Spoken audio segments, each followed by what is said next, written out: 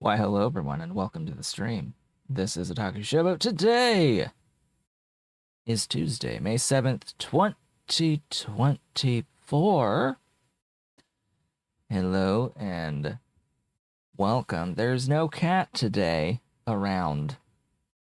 I've been sad. Mr. Cat is in the other room. Hello, folks. I think Mrs. Cat is under my bed as well, so they're both in comfy, darker places right now that are not in here. Very, very bright in here because of these lights. So, not feeling 100%, but we'll get through today. I hope. Last time was my mother's birthday. On the 5th, May 5th. Yes, that is my mother's birthday. We went out, we saw The Fall Guy. Decent movie. It's alright. It's alright. It's alright movie. Saw the movie, went out. Afterwards, ate dinner, came back, fed the cats. It was pretty relaxing. And then over the course of time, last night, actually, we finally finished watching the Fallout series. Finally finished it last night. All 8 episodes. And yeah, it's fine. It's fine. I don't have issues with it, really.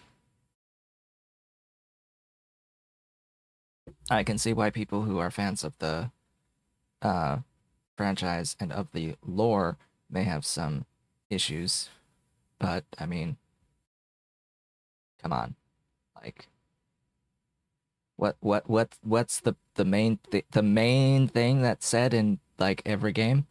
War never changes. Yeah, you'd think that any sense like this is not a game series about like there actually being hope. You may introduce some in like the end of the game sometimes, but the whole point is that all goes away eventually. Anything that rises will fall. That is just the game series, the franchise as a whole. The setting is bleak. The setting is bleak. And any sense of it not being bleak is going to become bleak over time. Like that's just the way of it. So, other news. What is the other news?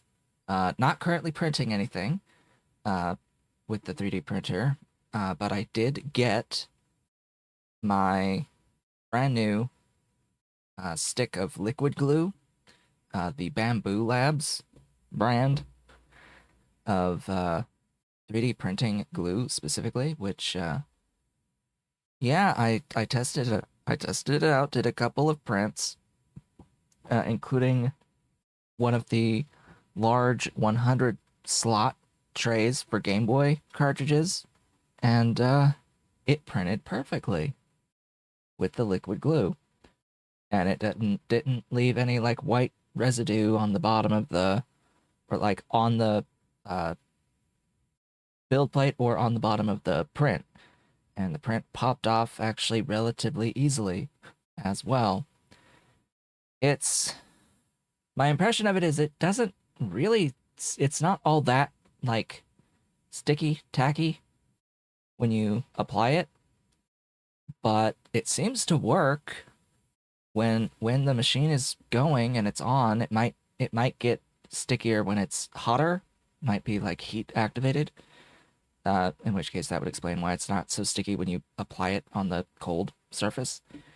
But let me tell you, it gets sticky, and it helps a lot with being able to print like those 100 perimeters around every hole for each slot on the tray, because each slot has a little hole in it to serve two purposes. One is that it doesn't it's not as much material that's going to be used for the object, so there's a bit of a material savings by having the hole in each slot, but also it makes it so that the bottom isn't just one giant flat surface to try to print on the bottom. Yeah, that doesn't usually go so well when the printer isn't fully flat, and it's a pain in the ass to make fully flat. Slash, it's got warps in it from the factory that don't get fully compensated by the bed mesh leveling. Bed mesh leveling is never going to be a perfect solution, and it's not, so there's that. Hello! Yellow! Welcome. Yellow! Yellow. And yellow. So, yeah, new glue stick, or new liquid glue stick should work wonderfully. The only issue with it is that it is $16.99 a bottle of the stuff. So that's gonna be interesting, and it took multiple days to get here. And the last I checked, it was sold out on the website. It's like, oh great, wonderful. They better restock it because it seems to be pretty good. And I guess it's pretty popular if they're selling out of the stuff. So that being said, I had a remarkable number of sales over the weekend, which was quite nice. Not like total number, there was like 5 that went out on Monday, but it's the things that folks bought, because last time I said there was a person who bought like 6 of it, of the 10 slot DS tray that's up here, the sturdier version that costs a bit more, that I gave them a bit of a discount for. But someone bought 3 of those 100 slot trays, the 100 slot Game Boy trays. Someone bought 3 of them. 20% off for buying 3, but the base price is $40. Yeah. So that was nice. That was a nice sale. Yeah, it was pretty good. Pretty good. I like that. I like it a lot. So, yeah. That's the 3D printing side of things. On the gaming side of things, Star Rail at this point, I'm just logging in, spending stamina logging out, basically, and that's just going to be the way of things for a bit. Although today is patch day, so there's going to be maintenance in the afternoon / evening until I'm in bed, basically. And so tomorrow morning I'll get up and there will be some new content that will take all of a day to clear. And then there will be nothing for 6 weeks again. And this is like the issue of these types of games just in general. And I'm not as into it on Star Rail anymore. I am falling back on my interest in that game, because I feel like my teams are strong enough to be able to get through any of the content that they put out. And what they put out is not going to be like much for meaningful story progression. There will be meaningful story progression this patch, but it lasts again all of a day, and it is a game designed to try to get you to keep coming back day by day by day by day by day. It's not a game designed to have a discrete beginning, middle, and end, because they're still building the story of the game. And it may eventually, in a few years from now, have the ending, at which point, if I am only really interested in clearing through and seeing the story progress from beginning to end, then I guess I should play in a few years.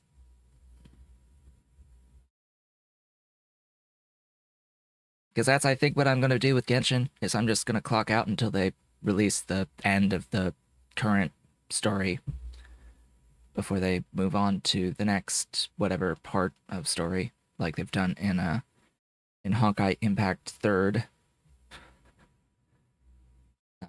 Because they recently completed and began a new discrete story in that game. So it's fine to go into that. Maybe I should go to that and go through the whole first storyline, because it's done. And screw whatever new stuff until it's done. Because I just can't anymore. So, outside of that, continuing in Azure Lane, the event ends tomorrow. Current event ends tomorrow. As I said, I had already gotten all of the event ships, so I don't care much anymore about the event. Progress is progressing. Yeah. Finally using the coins that I could use, or bought things that I could buy with the coins, such that it's not quite as much of a pressure as my characters get higher level on my main teams. Not as big of pressure on the coins anymore. There's still pressure as I upgrade equipment now, but not quite as bad. Not quite as bad as it was. Still gonna need 30,000 to get the next research ship, and then another 30,000 ship after that, but you know, that's the way of things with that, and it doesn't feel like there's no more content for me to play yet. It'll take a while. Although I did notice that the ship that I really want out of the research system, FDG, that is going to require Ironblood mainline ships, which is your backline. It will require accruing 3 million experience with backline Ironblood ships, of which there are very few. Of which there are not that many, and are not that great, which is the whole point of getting this particular research ship in general, because it's one of the best ships in the game, and it's a backline ship, mainline ship, so yeah, it's gonna be a bit tricky, and I just realized this, so now I have to go and I have to actually build some mainline ships for being able to accrue 2 million experience. Now, I get that part of this process, I should start it so that in this process of leveling the ships, I could get accrue towards the experience, but it's so feels somewhat inefficient because I'm already working on a different ship, and I don't have the tech points yet to work on the thing anyway. I just want to be ready for when I do, and I'm gonna complete unlocking mines first. I think at least unlocking it, because then I know I'll have the tech points to unlock FDG. So that will be the way of things there for now. Oh yeah, I did unlock. I got through the pity, enough pity to get the ultra rare choice, and I went with Shinano first. So the next time I recruit 400 pity, it'll be the New Jersey. Excellent. What's this all about? Thank you so much for following the channel. AFK Journey is in a bit of a content drought right now. It's basically just Trial of the Abyss that I have left in that game until the new season unlocks on my server, which actually I think is on the daily reset on the 13th. I thought it might have been on the 12th, but it seems it's going to be on reset on the 13th of May. So we have like a week of nothing. And with the guild season also ending, we are now off season. There's no battle drills at all to do. There's like nothing left outside of Abyss, and Abyss is a really tedious like experience just in general. It's really tedious. I don't really like Abyss just as a thing. And I don't like the whole tower mechanic as they've currently implemented it. They need to make a number of changes, quality of life changes with it. Because it doesn't have auto battle, for one. It is built to be very, very difficult, which means that every single battle is going to require some amount of manual intervention, generally. I say every single, not really every single, but many of them do require manual intervention, requiring one very specific character that needs manual targeting. Odie, when you have Mythic Plus or above Ascension, makes it so that when you cast his ultimate ability, it implements an insta-kill system on the enemies. If their HP falls below a specific threshold, that increases as Odie deals damage to the character. Once the HP of the character falls below that threshold, they instantly die, and Odie immediately gets his ult back to then use it on the next enemy character.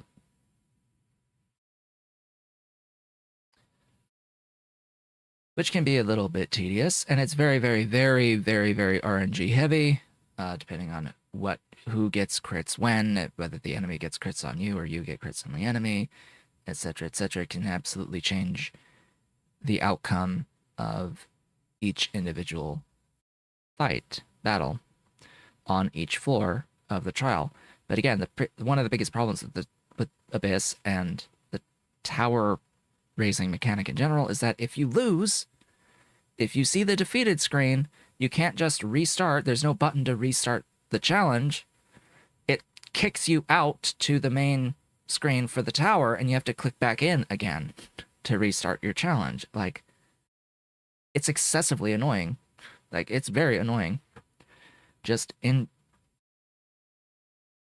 and tedious. Annoying and tedious. The two top things, especially when it can take, I don't know, 30 plus attempts to clear a specific floor or more. And even those who've paid a lot of money or who are much higher in the ladder, much higher in the tower floors, like spending 30, 40, 50 plus minutes to try to clear a single floor is not okay. Just, it's not okay, I think.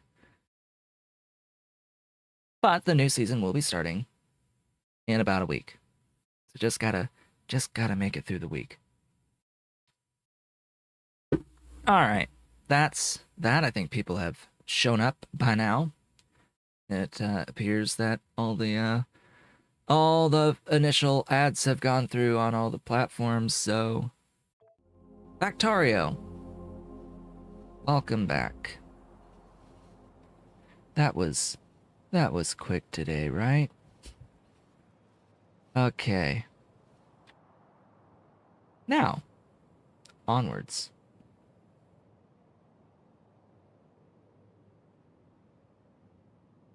Last time we met, we worked on a lot of the parts for getting mechanical parts on the train network. So today we are going to set up the factory that will make the mechanical parts to put it onto the train and have it on the train network. We likely will not see any mechanical parts on the trains for a while because I am a bit lacking on a lot of things, specifically copper at the moment. I think that is the biggest current bottleneck in the base is the copper plate production. So we should try to address that today. I guess that should be the main thing I should do first, I guess, after getting this factory set up for the mechanical parts. I don't know, that seems like a pretty decent idea to me. But this mechanical part factory is just, as I reposition here, it's going to be one building. It's just going to be one factory. It says 0.5, it's actually going to be 0.25 because I've built all of the individual pieces to be double the amount that I need for the mechanical parts so that I get extra production to spend in the mall. Because my mall area will need most of them, not all of them. It's either the utility boxes or the control panels. There's one of those that I don't really need in the mall. At least not for a while, but I do need things like the brakes and the gearboxes and the shafts for train stuff. So my current copper production is the most up-to-date already. I already have up-to-date copper in the base. It is just a matter of I need more. It is simply a matter of scale. We need more scale. A lot more scale. And I seem to have built this without really having scale in mind. Well, I'm just gonna plonk that there for now. I'll need to bring up the borax. I'll need more borax too, actually, soon enough.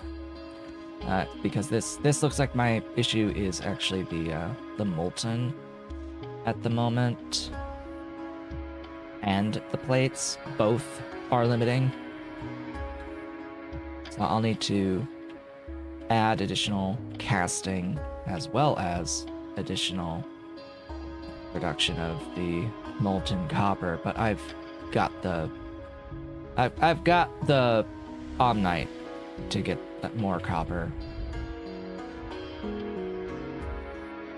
I think I have the spare syngas to get additional borax online as well.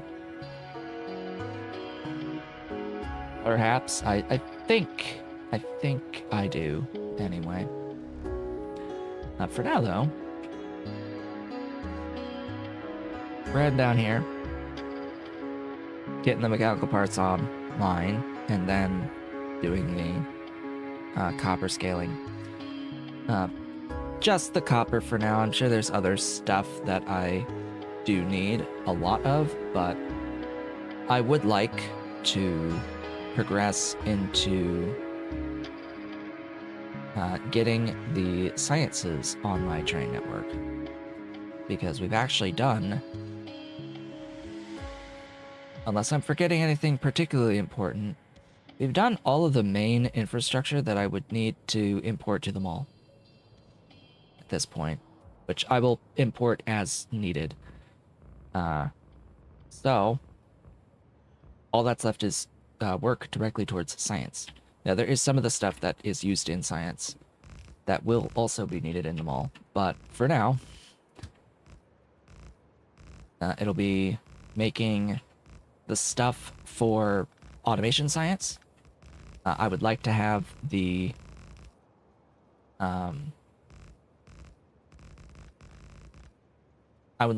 planter boxes built separate on the train network, provided on trains. I think that would be a pretty decent idea considering how often they do end up getting used outside of science.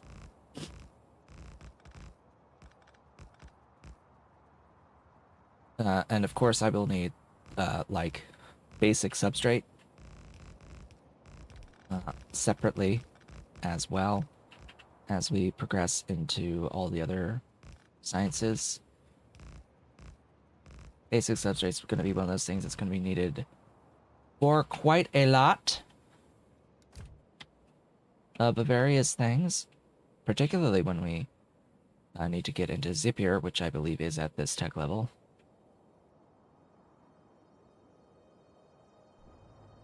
But for the automation science, though, we've already got the small parts available on the train network for them. We've got the native flora as well. It's just a matter of getting the planter boxes. So from there, the Pi Science 1. Where do I have that in here? Up here. Yeah, it's just going to be the basic substrate, and it's going to be glassware. I believe I have the glassware already? Maybe. When I did glass stuff, I think I did all of the glass stuff, or did I not do the glassware? Looks like I did not do the glassware. I did optical sets over here.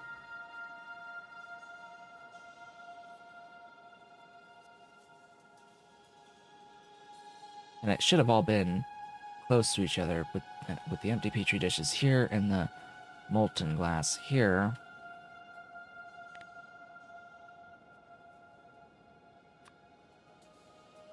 Yeah, I did not do the glassware. I think what I was thinking was that I would tack on glassware at optical sets, because the only extra thing I need would be rubber brought in for making glassware.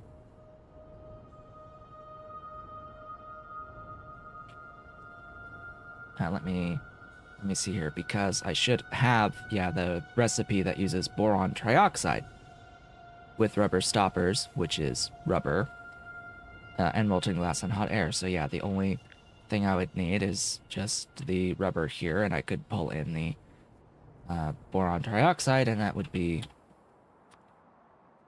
the glassware. For now, though, it looks like I have a few trees that need to die for this particular build.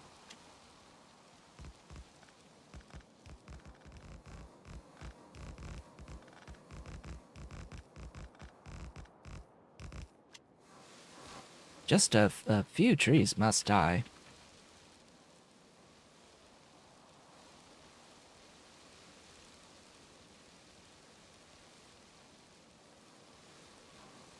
And yeah, from there, logistics science, we're going to need quite a few things from Pi Alien Life as well. Fortunately, I already have a number of things for the Pi 1 and the basic substrate. Just already have it on the trains, particularly the main things for petri dishes, because we have the agar already provided and the empty petri dishes.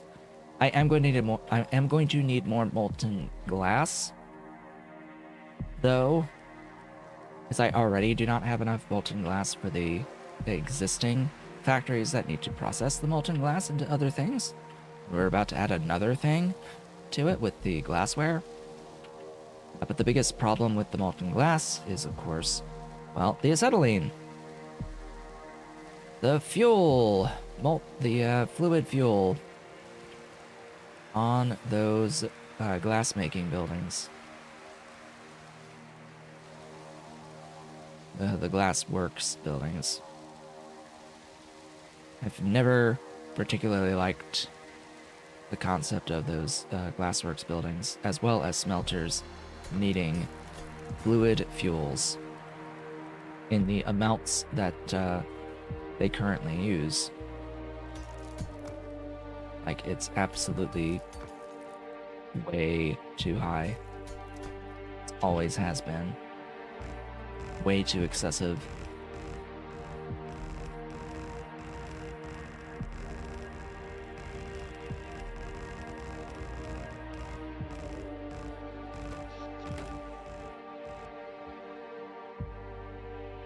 Yeah, I'm alright with this. I would like to have access to another factory with Omnite.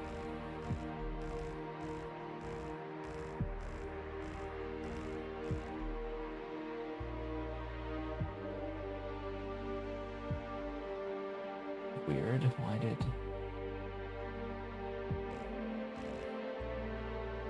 World? Yeah, that's really odd.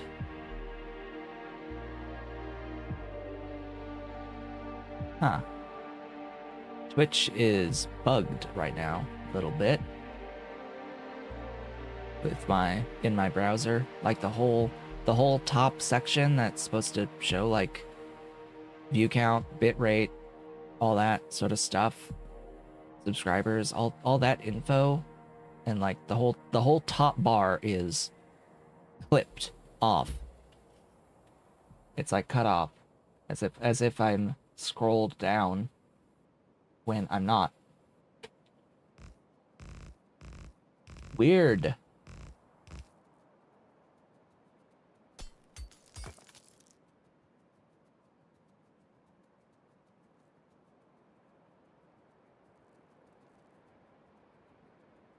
Alright, let's get this going.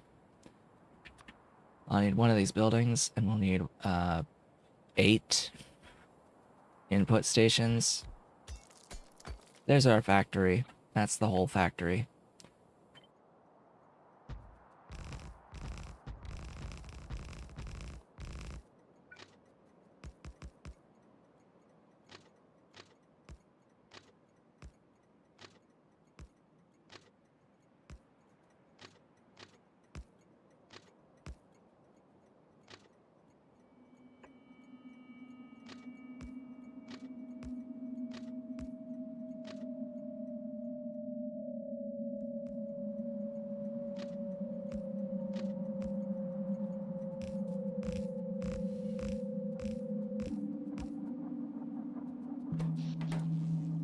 Alright.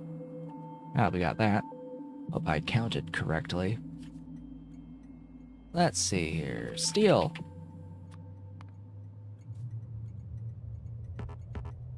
Small parts.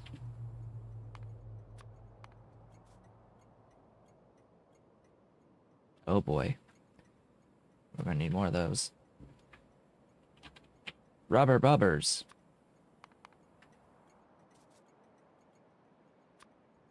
And then the utility boxes. Shafts. Gearboxes. Control panels. And brakes.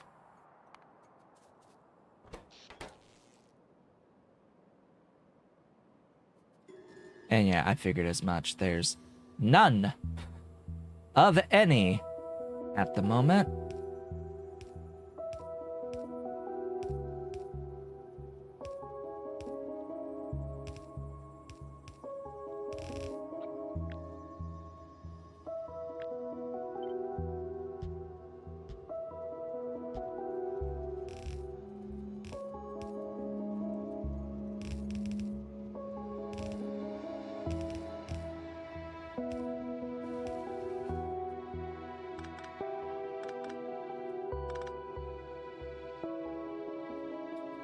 Alright, 4 belt lines.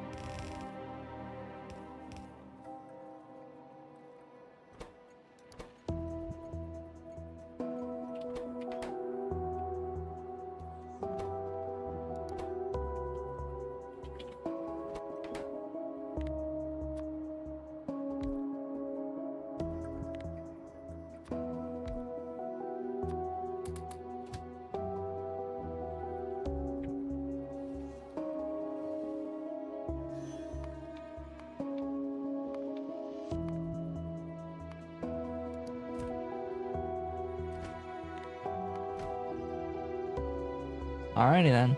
That is, as they say, that. It is simply a matter of time waiting around for the various things to produce.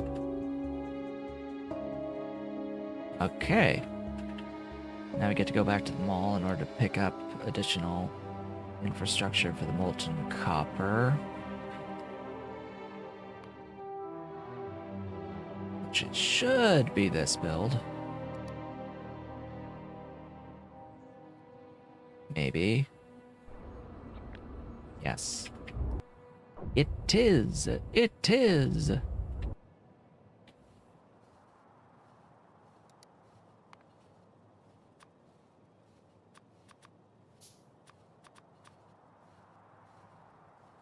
Guess I didn't need to grab anything from there.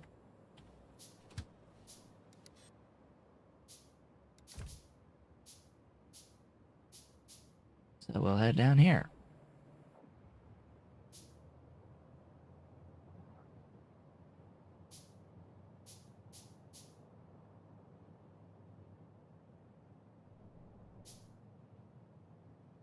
I guess technically this is part of work for getting into the automation science on the rails because they need small parts.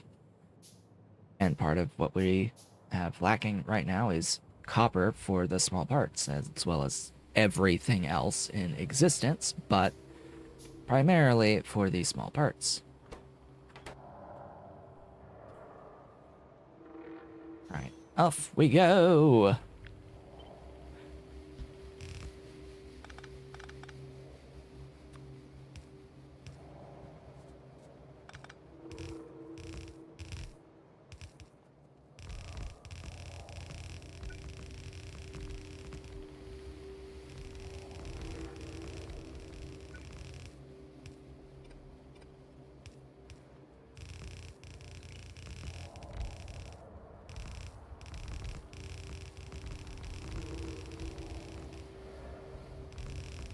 Oh yeah, copper's the bigger bottleneck right now.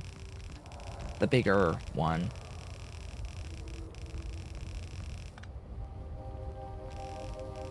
I won't call it the biggest one, but it is a bigger one. How do I get the ash for the wood? Burning Omnite. In boilers.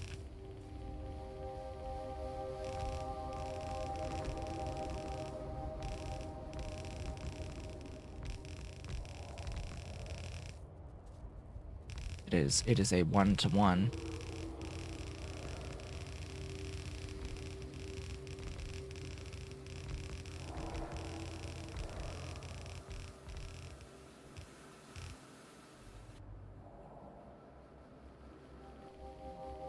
Yep.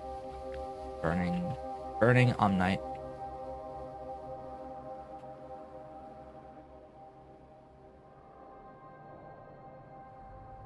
And just using gas vents to vent the steam. Gas vents vent steam now, by the way. You don't even need the tailings pond anymore.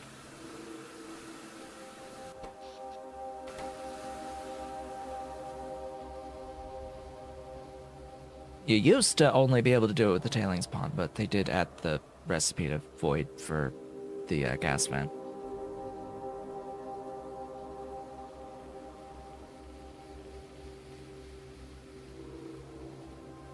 Alright, no more coffee. Woe is me. I'm out of coffee.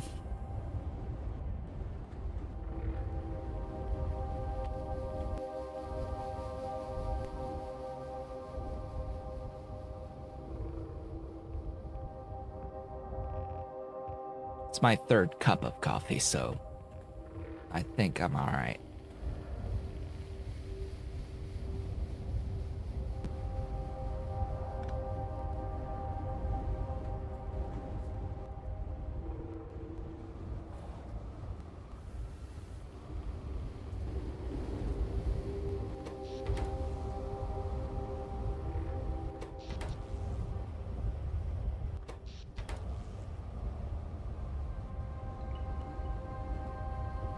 So that should be that. right? I need the...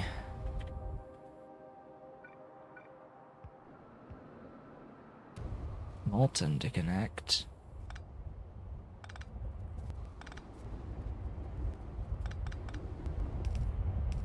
Now it's just waiting on the borax to get up here.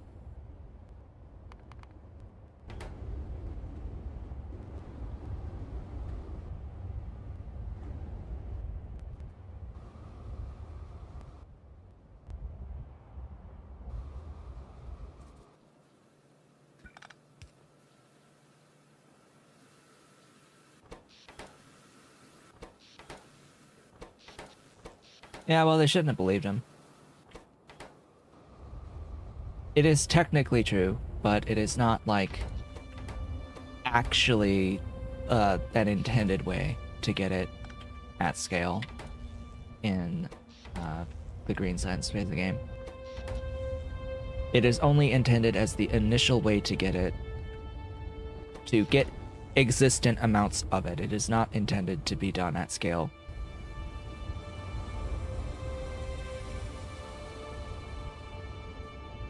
Never has been intended to be the way to do it at scale.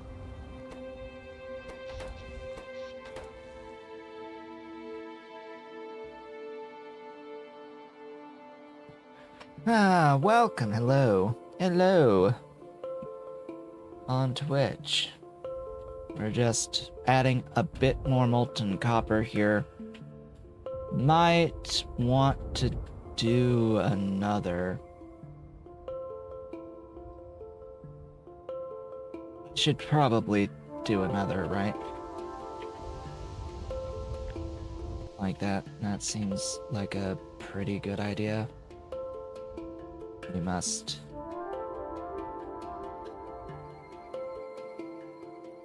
kill all the stupid ass rail that got picked up on that.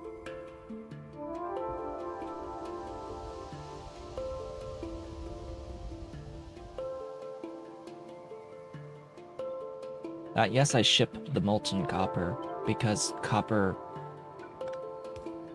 molten copper is also used for duralumin. So why would I directly make the copper here when I would also need molten for duralumin?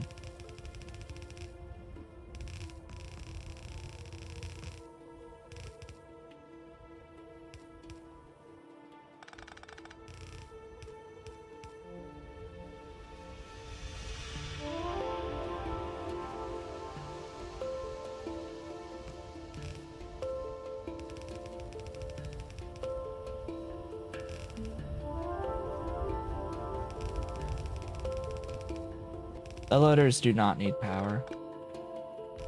One of my other reasons for using deadlocks loaders.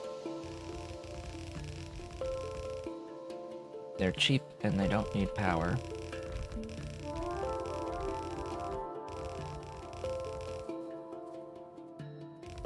And the stacking is useful.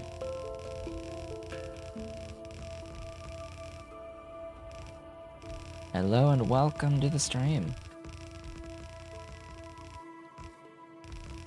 Oddly high number of people today.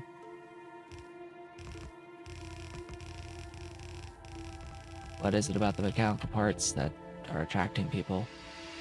Like we've done it. If you really wanted to see like the work involved in making the mechanical part stuff, that was mostly last stream. But yeah, we got the factory to do the mechanical parts. Yes, only 12 on YouTube. That's high for a 30th stream.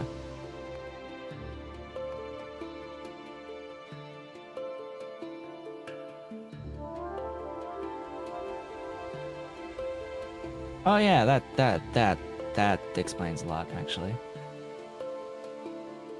School's out.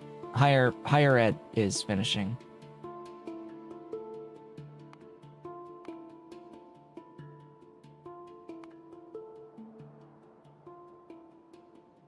All the college and universities are graduating.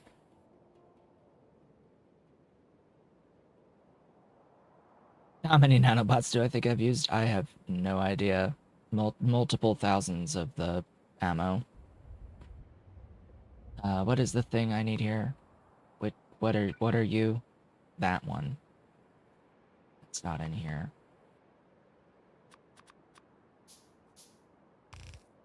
And I need classes.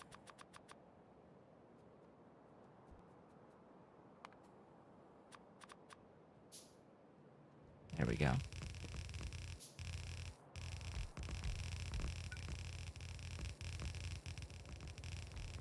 Is the purple... No, the purple stuff is Omnite from the Omnimatter mod.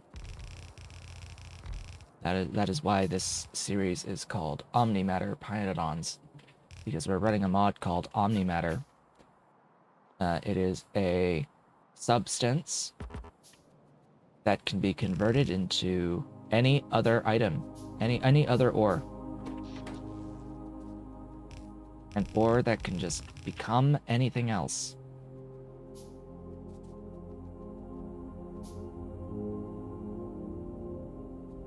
Yeah, the purpley stuff. The purple stuff is Omnite.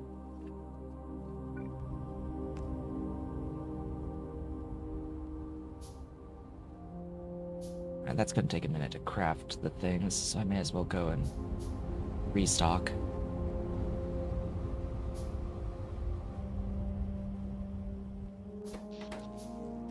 Funny you say that about the work I normally do off stream, because honestly I haven't done a lot off screen for this particular series. I've done some stuff off screen in this series earlier on. There were a few of these factories out here that I did make. Like, I did this design for like a self-contained little rubber production. Makes all of 0.2 rubber per second. I did this off screen much earlier in this series, but yeah, all of the rail transition, the entire rail transition, like generally, I think, like, besides some initial placement of rails, like, we've done all the factories together.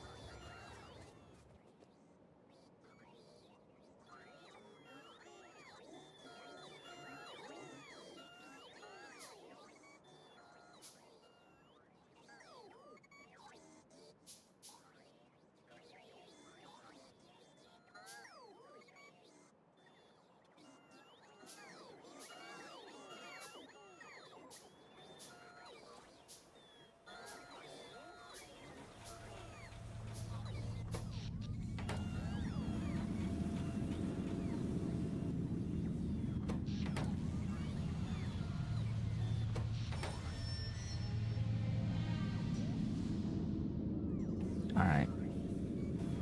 We've restocked. I need to grab some aluminum. Did I import it yet? Nope. Grab that. Make... Oh, great. Of course the thing is copper that I'm limited on.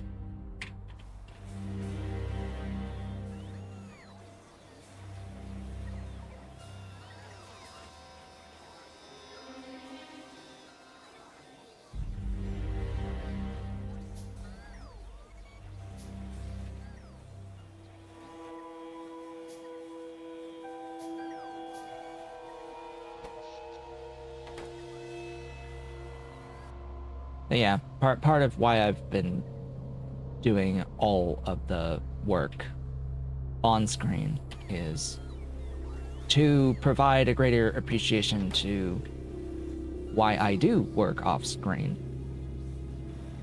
in most other series.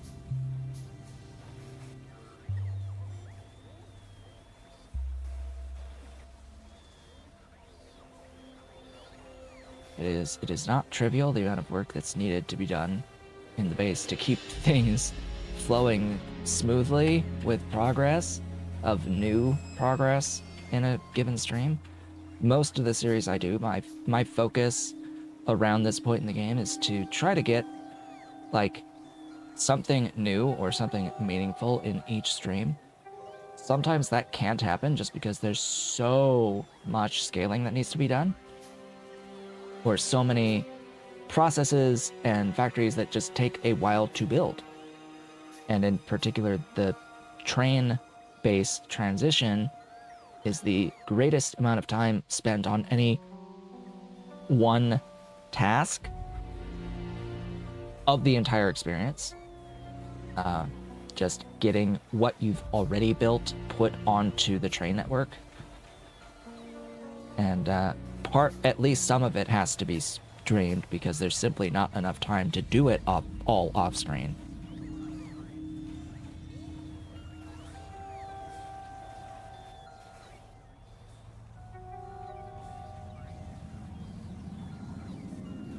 Any reason for the water other than picking up the initial fish and seaweed?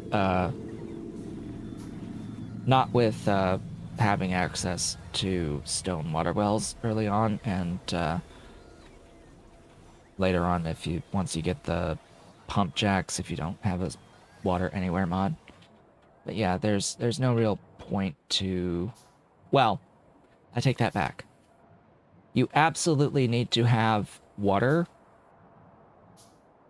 for Pi alien life buildings. And for a specific form of power production. The tidal power plants need to be placed on shoreline. Those are these things. Tidal power plants need to be placed on shorelines, and there is a alien life artificial reef that needs to be placed on shoreline as well. So you do need to have water, but that is why I have a water fill mod. Push the Pi button. The Pi button is just the codex. There's lots of information in the codex, a lot of which I already know. There's nothing like particularly new here for me. Yeah, the real thing that this has is the turd upgrades, tech upgrades. So you go in and you select your upgrades from within this system. The only things I would be checking here is like some of the thermosolar mechanics and like the microwave receiver, some of the newest alternative energy stuff at times, or like the math for the aerial turbine thingies.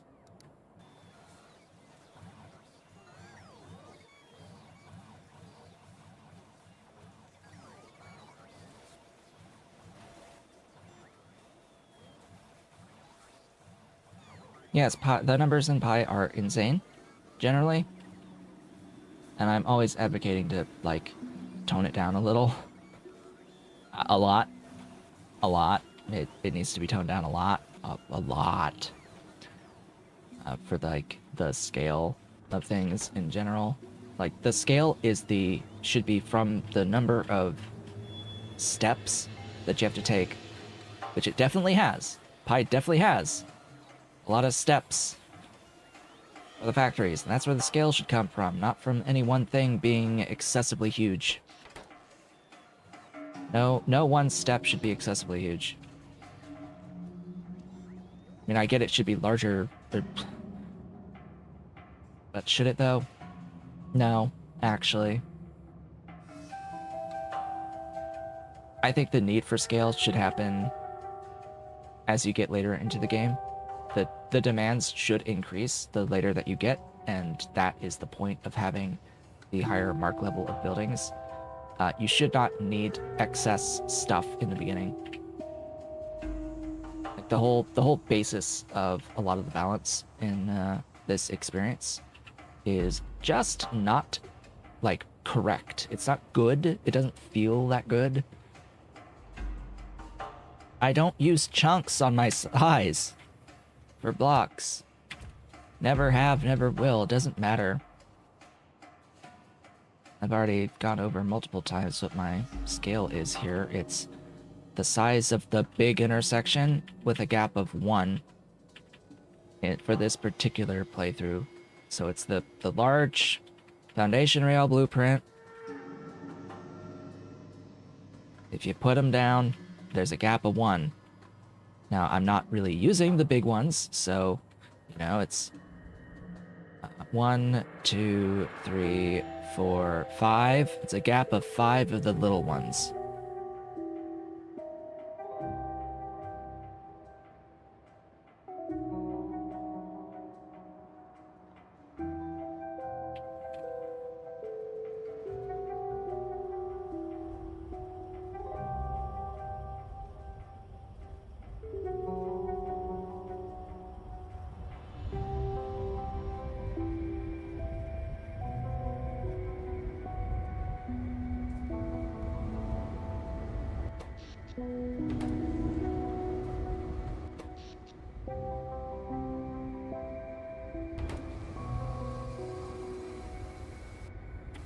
Going up.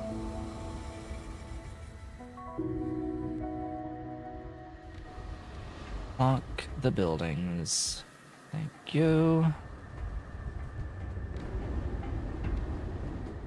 There we go. Now that that's done, I get to go over and add 1 casting unit next door. What's the brown type stuff going to the burners? It's one of the copper rejects.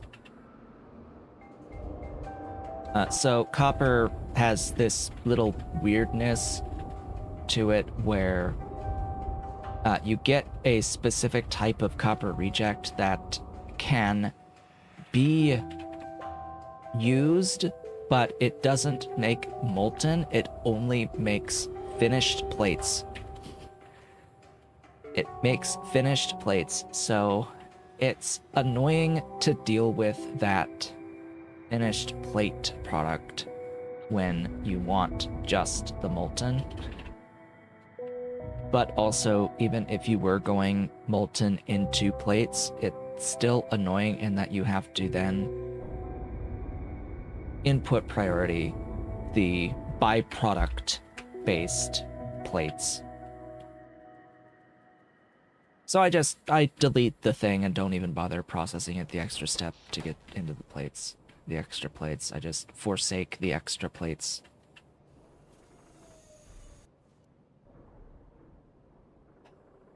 I think that the pipe distance, yeah, we need another thing, yeah. There we go. So now it's hooked up. It should be all hooked up. I just have this third one here because I need extra for the duralumin. Since this is going to be eating up apparently 25, right? Or it'll eat 20. The next one will eat 20. So I need to have some that's going to be used for the duralumin, right?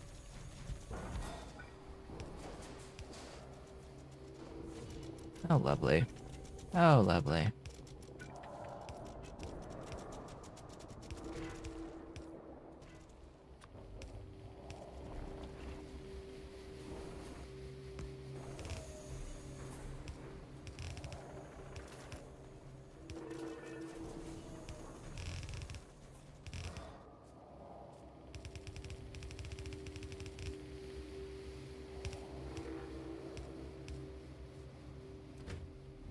So that'll be 2 belts of copper. I do need more than 2 belts, but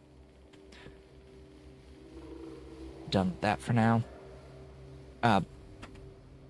By relieving the copper bottleneck a bit, I'm sure that the iron is going to become the new bottleneck.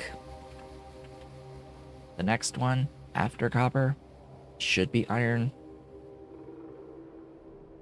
But it looks like I've already made 30 iron. So, although, how many trains are moving at 2? All right. Okay, planter boxes. That is the next thing.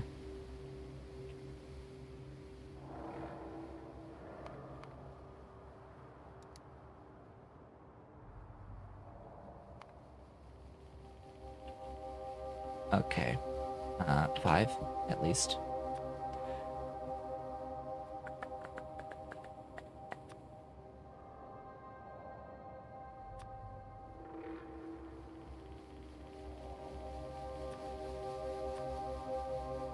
Oh boy.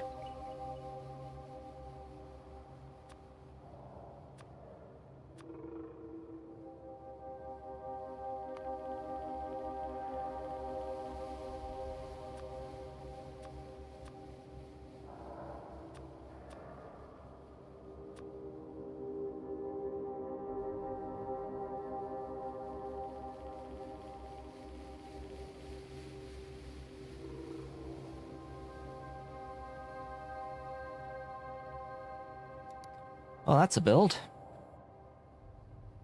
Needs access to Omnite.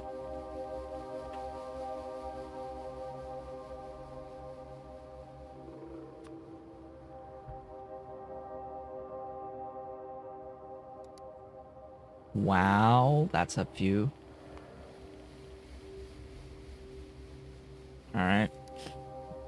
To the mall. How much stuff do I have? Because I need more.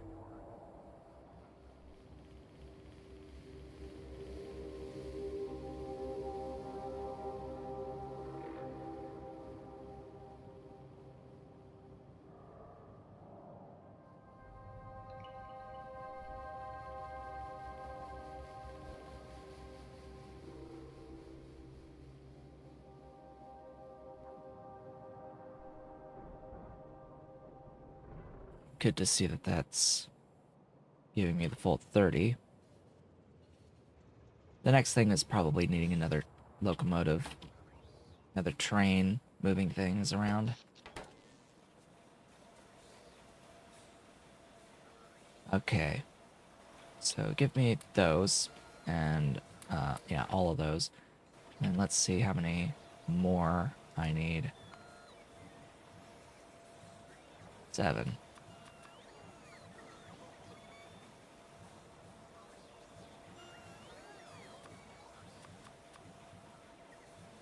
Alright.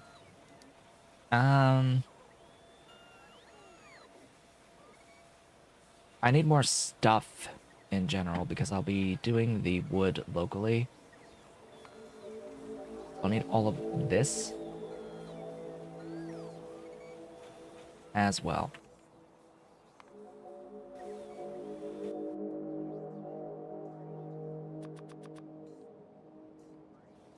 Fast woods, where are fast woods? Fast woods.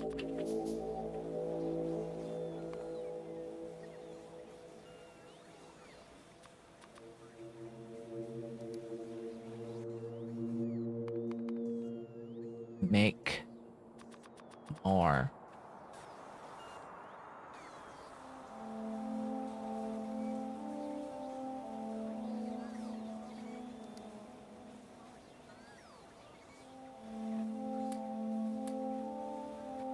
Alright. Should be good enough.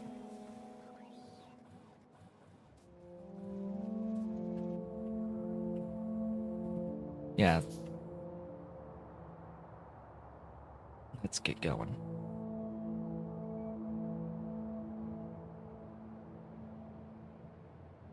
So for the factory overall, we're going to have one of these wood factories. It is going to make more than I need, but it's a copy-paste build. We're going to also need to copy stone production from elsewhere. But overall, should be okay to fit in a single square.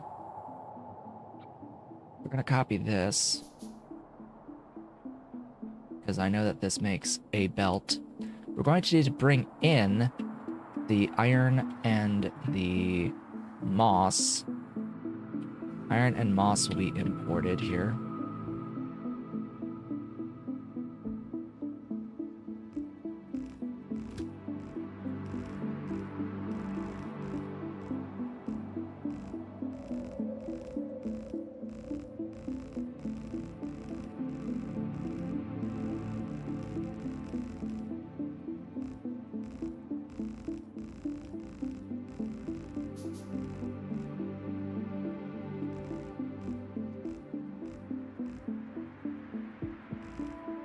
Of course, I'm doing this to make automation science on the rails. This is the beginning of the process of getting this science on the rails. And once we have logistics science on the rails, we'll be going into new stuff, brand new stuff. It will be glorious, finally going into new things. But getting all of the 3 existing sciences onto the train network, that's going to take a little while as well. It'll be a few streams to do that. Just need to have the willpower to get through it, and then we can actually do new things. Oh my god, like new things? What? We've done one new thing. We did the phosphate processing to get phosphoric acid. That was new. That is the one new thing, like genuinely new thing that we did in this entire rail transition thus far. I should build that line, but oh well.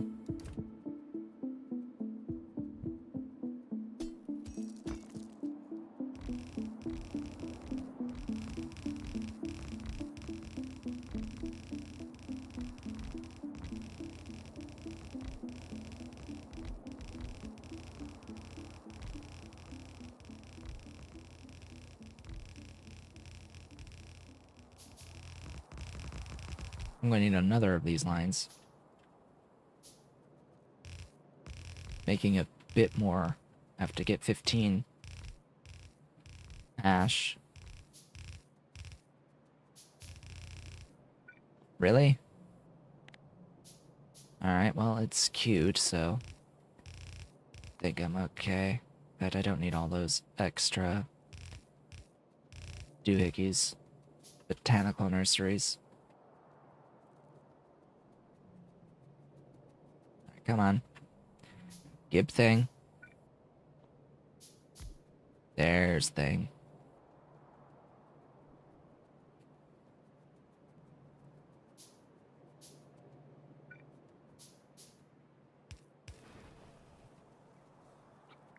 Gib this.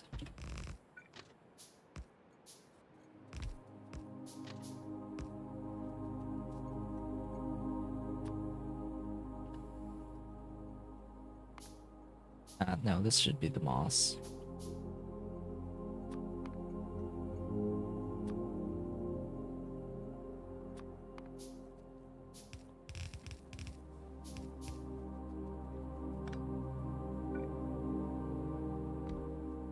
$1,300 per second on average on this one.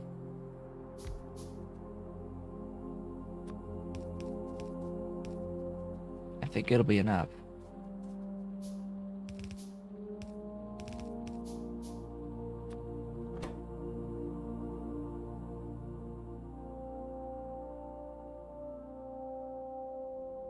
One of my most favorite things in the universe is watching this.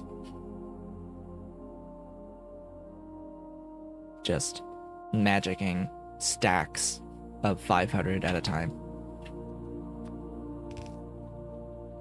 Thank you, devs.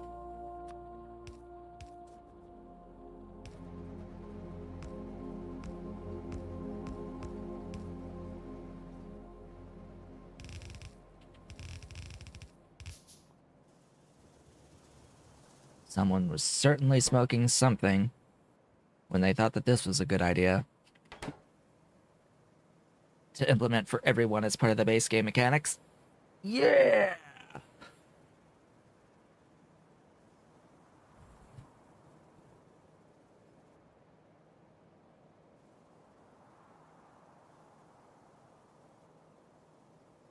Because we're absolutely gonna use it and cheese it. Alright. So this is designed for... how much?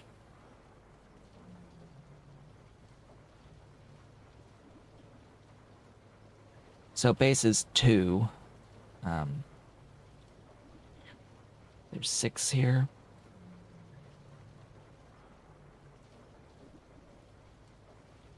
11. That's what I designed it for. So I need a version of this that does 15 and provides 15.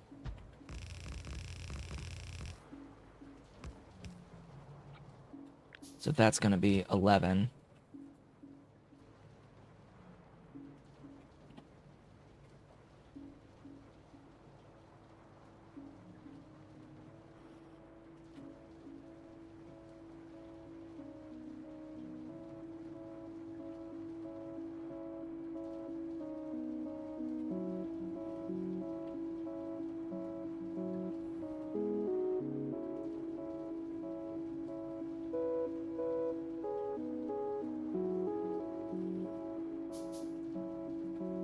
Need 8. That makes exactly 15.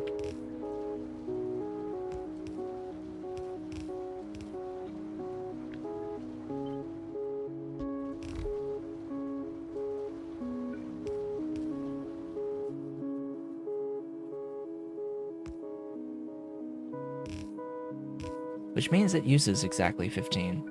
I need to keep that in mind. Because I need 43.8 here. And if I'm using another 22... Blah.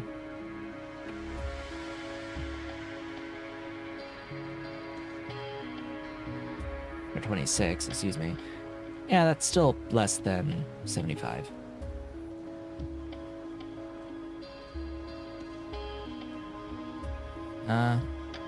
Did I miss a pipe between the stage 1 and stage 2 on the molten glass? Molten glass? Where? I haven't done anything with molten glass today.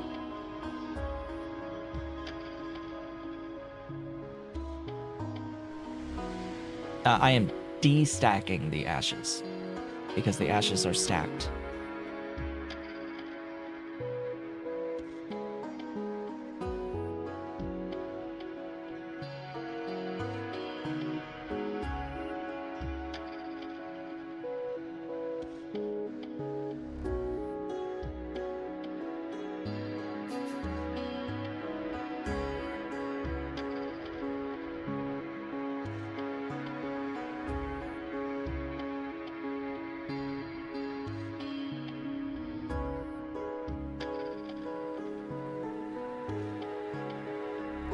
Last column on the right in which specific factory? You have to tell me what specific factory you're referring to, because I have not done anything with glass today. I have done nothing with glass today. Nothing with molten glass today has been done. I did copper. Did molten copper, and I did add this pipe to connect all this.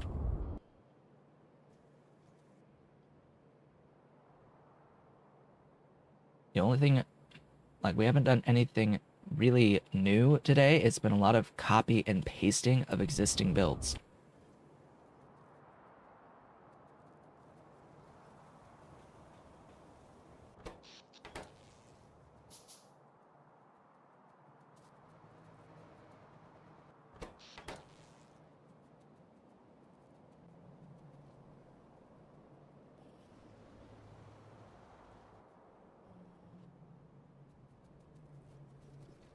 Yes, the boilers here burn stacked omnite, producing stacked ash. Any stacked fuel will produce a stacked ash.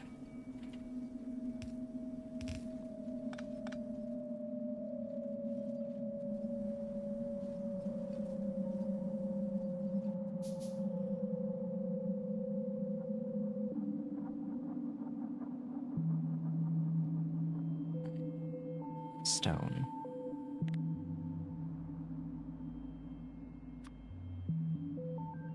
That's a few things. You...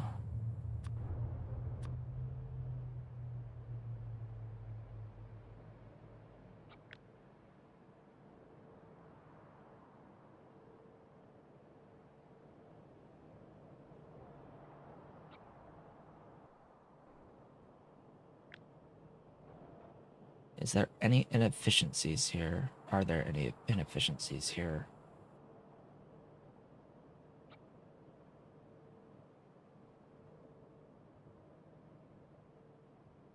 You missed that connection. They're connected to the bottom.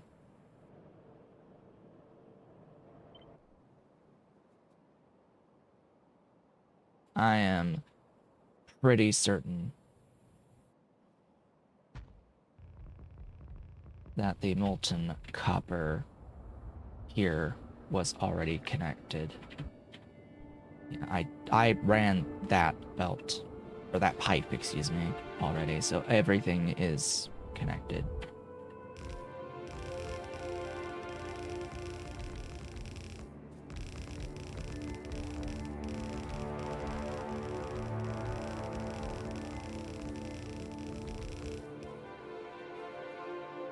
Alright, I think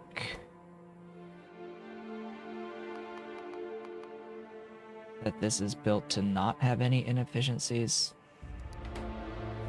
So the full 24 here, I should get all the output.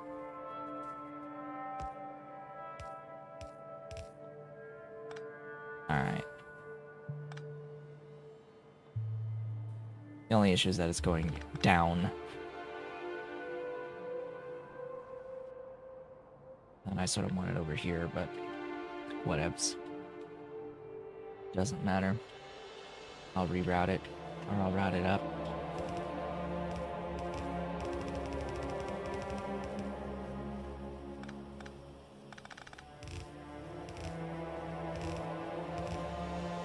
There we go.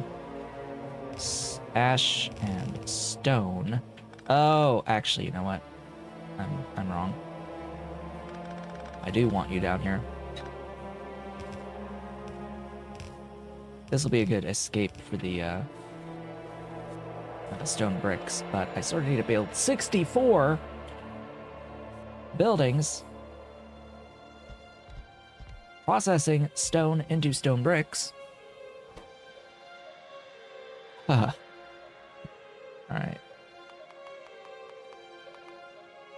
Oh, actually, that was a good number there. Hold up. 10, 16. You know, 64 goes 16 goes into 64, doesn't it?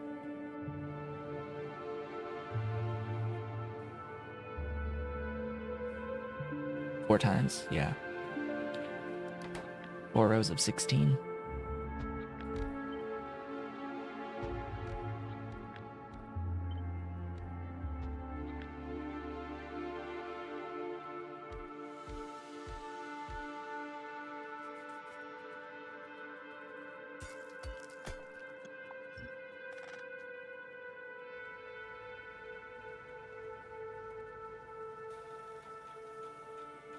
Have that there, so I'll do it like this.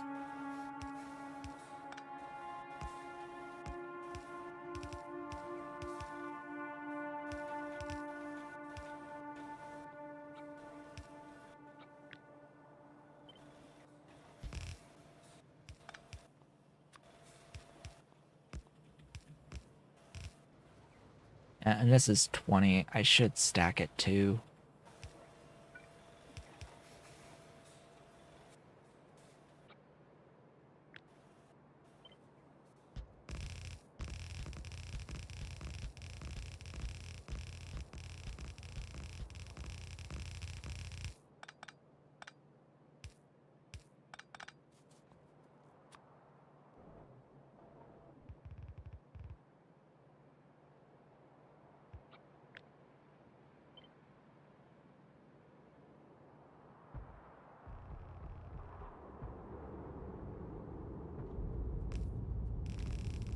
Oh boy.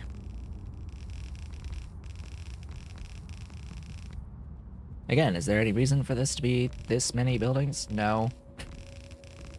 No, not really. Again, I think that the balance should be based around later game items needing more stuff in general, as a result of, you know, being more complex, putting higher demand on more basic resources. and that the existing systems of being able to get additional basic resources is fine. So why then does the early stuff need to be so slow and require such huge builds? I don't really get it. It shouldn't be that way. It shouldn't be both.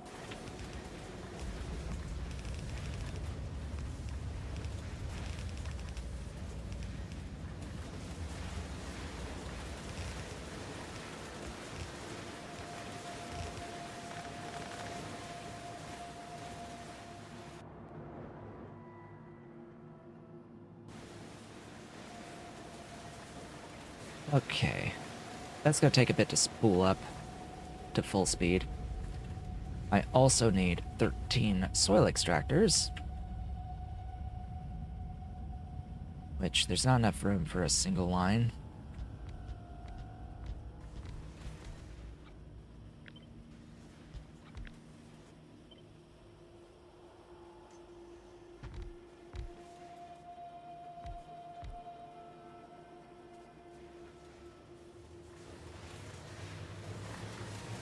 I mean, this is a general foundry. It's used for more than just the bricks.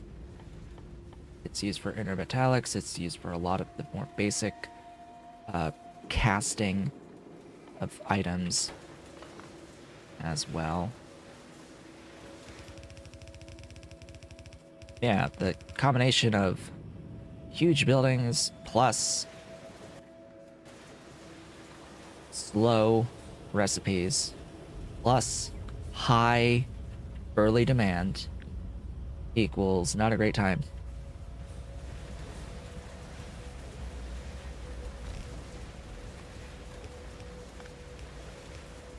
Like, pick one.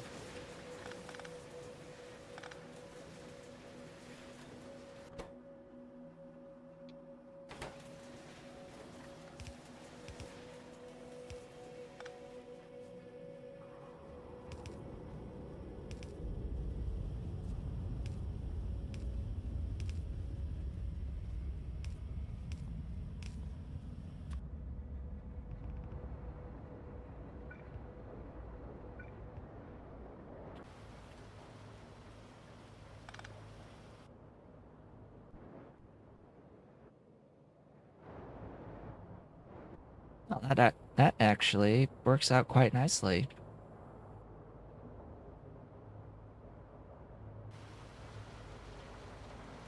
Oh yes, and I need the I need initial wood to start the process of producing wood. That would be ideal. Whoops. I hate that behavior. I really do. So dumb.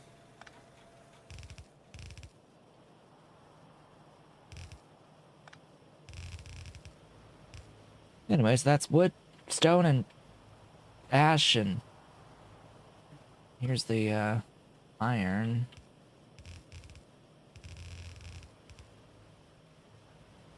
And the soil.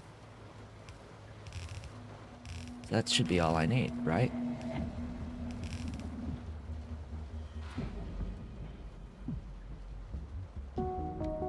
Now, does anything need empty planter boxes? Besides these. No. Thank you, Lord.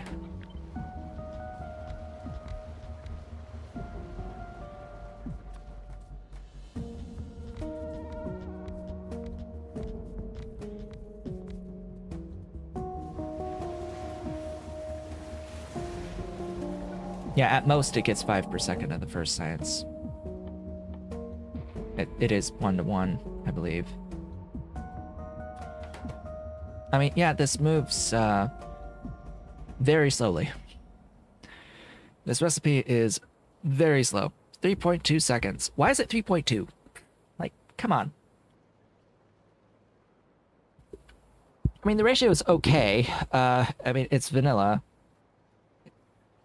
It's pretty much vanilla. Is it that same craft time in the vanilla game? Because this is basically the vanilla recipe. But the vanilla method is like in the smelter mechanics, right? It's not a recipe you can set normally. Because this is basically the vanilla recipe. And there is, just to point it out, there is a recipe that's not done in this building, unfortunately, but there is another stone brick recipe that uses pitch. And this is making 4 every 2 seconds in the high pressure furnace, but it needs pitch.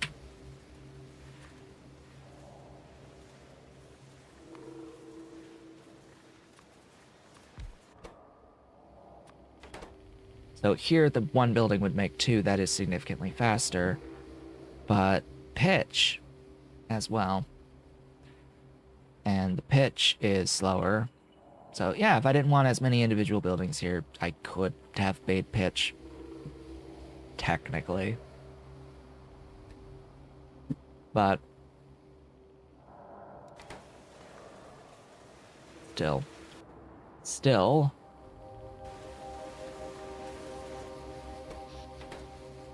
it feels like that recipe exists to solve a problem that shouldn't need to be solved in that way.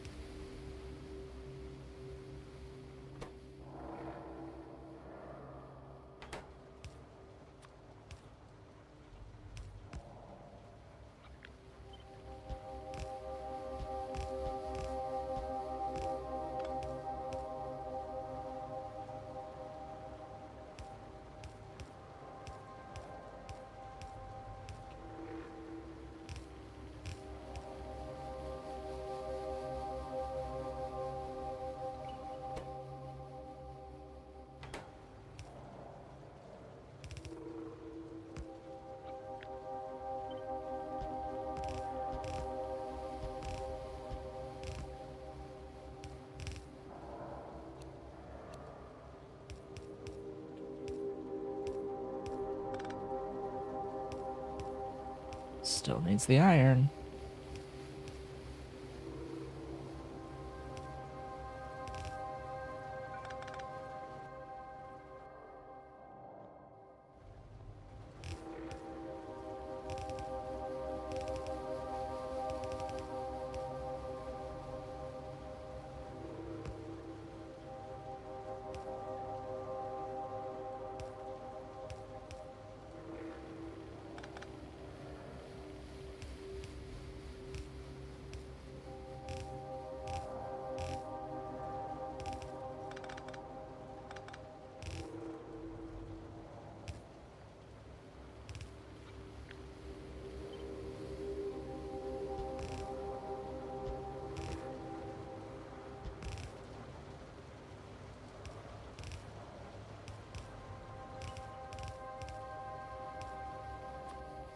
All right, power, all of that.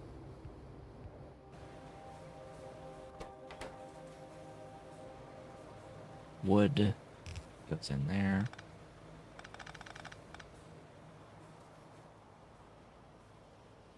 Once this spools up and actually... Oh, yeah, that's right. Okay. I forgot.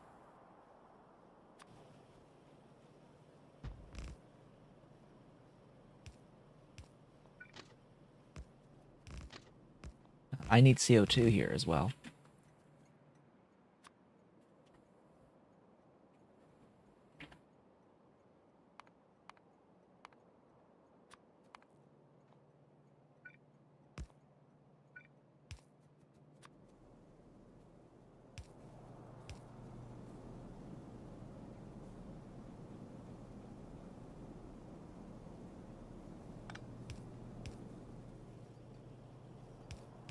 There we go. Yeah, that would help. That would help a lot. Pallet. It would help a lot. Pallet.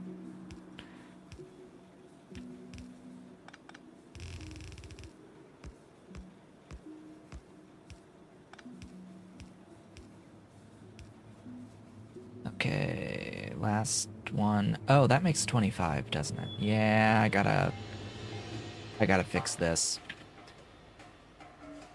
Ah, sigh, sigh, sigh, sigh, sigh.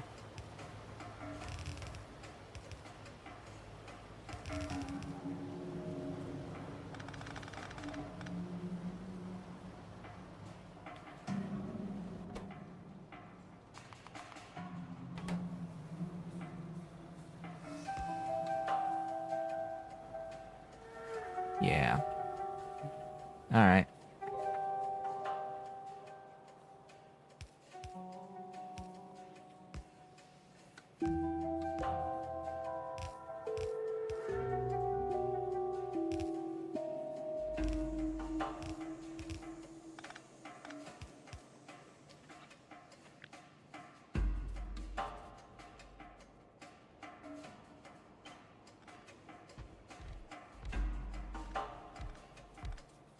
The issue here is I do need 2 lines on the end.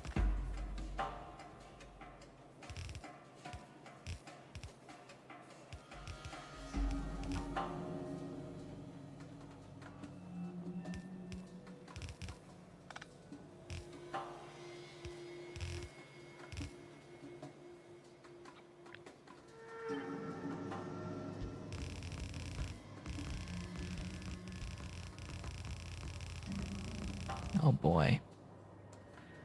That is my alarm, indicating that I'm halfway through today's stream. I am going to finish what I've built here.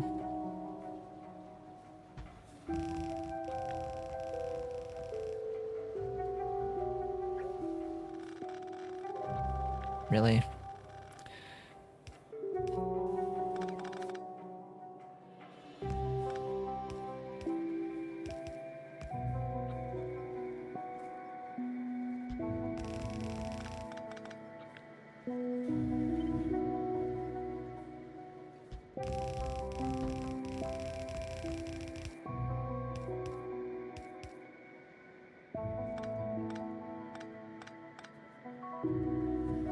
That's it.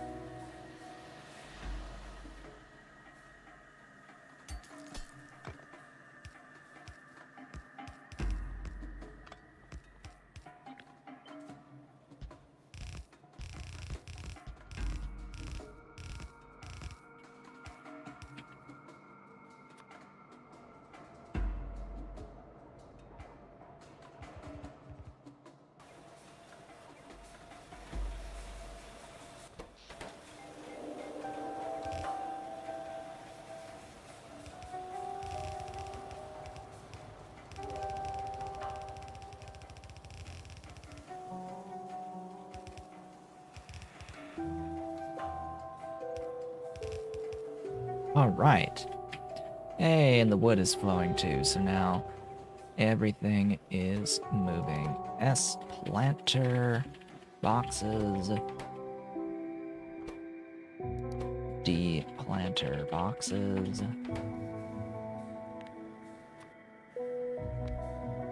Down our locomotive.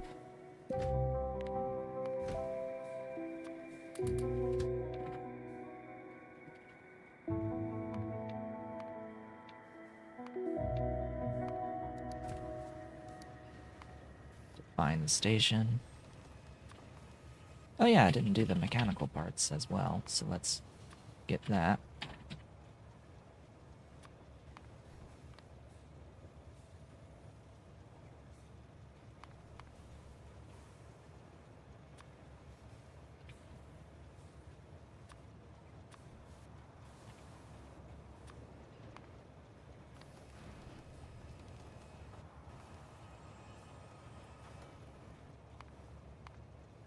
All right, with that, it is time to take a break. When I come back, we'll get the automation science online and then have a look at what I need to do with the next level science, the Pi Science 1. I'll be back shortly.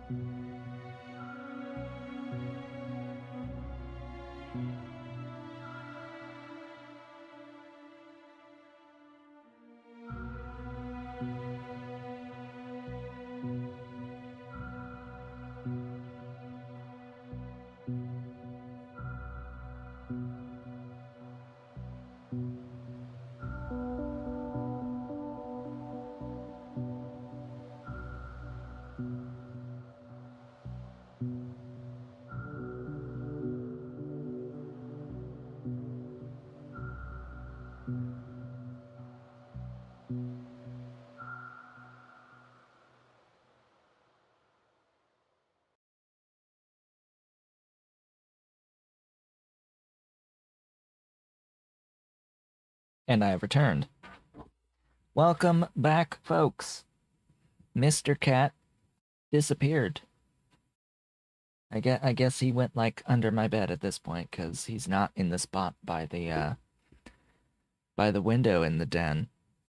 There's a nice spot way in the back that it has a nice ground level window. There's two ground level windows in there, but in particular, there's one that is on the closer end to the office here that he likes to sit on a box and like rest there, and he can look outside if he wants to go around, look outside through the curtains, but nice spot. He goes there.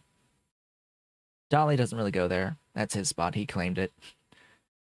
But Dolly was out and about, so I don't know if she wants to come say hi at any point, but she is up and around. For once. We shall see. We shall see. Alright. We have our planter boxes. They are actually existent because a lot of this build was just copy and paste. This is really the main thing that was new with it.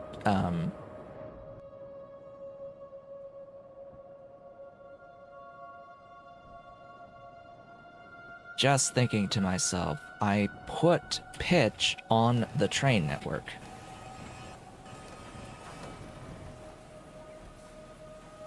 So,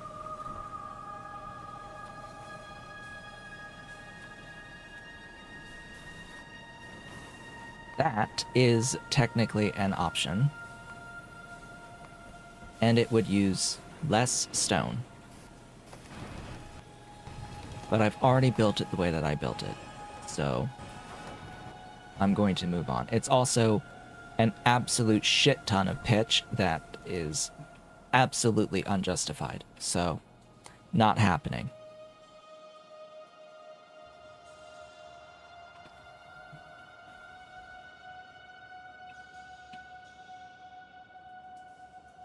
Yeah, the infrastructure involved in making the pitch is just shifting the building count from this to somewhere else. Like, that isn't actually a solution to making it smaller. It just spreads it to different factories to make more of the other things.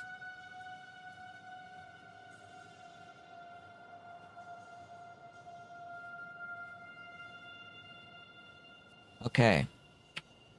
The science is simple enough. I'll just look at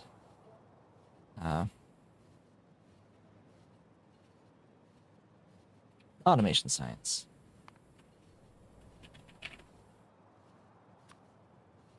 We're not going to make 5. We're not going to make 5. That's not going to be a thing that we do. In fact, we're probably going to make the native flora local on this, just because 20 is a really big number for one factory.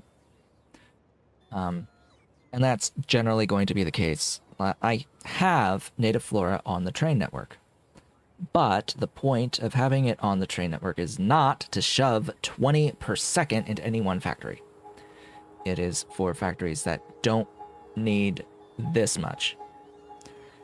It would be a very bad idea to try to have enough trains moving to get the full 20.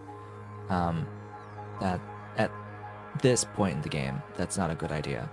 When belts can handle that much, maybe. When belts and loaders are, you know, greater than 15, maybe. Even then, I'm a little iffy on that.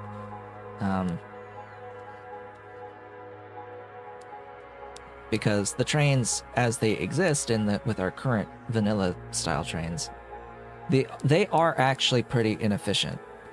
They are simultaneously both efficient and inefficient. Because they can move things over greater distance for, you know, cheaper than having all the belts do it everywhere, and it's easier to get them to distribute to different locations. But trying to get volume to any one location, not the most ideal circumstance. Not the most ideal with 1-1 trains. Just to be specific, it would be easier if I was not doing 1-1 trains. If I had bigger trains, but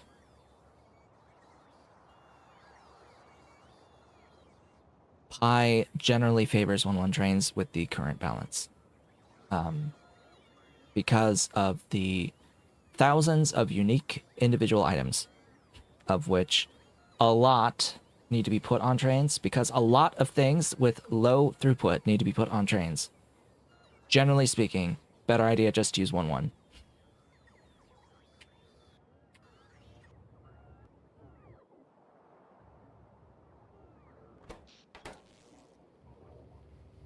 Which is weird, because, you know, I just was saying about how we need a whole lot of buildings and a whole lot of throughput of things for many things. Well, there's many more things that you need very small volumes of, all things considered. And that's the ironic part. It takes huge factories making huge volumes of very specific basic products to make trace amounts of a lot of things. The more complex you go, generally speaking, the less you need overall, but the amount of like input to get those small amounts is extreme.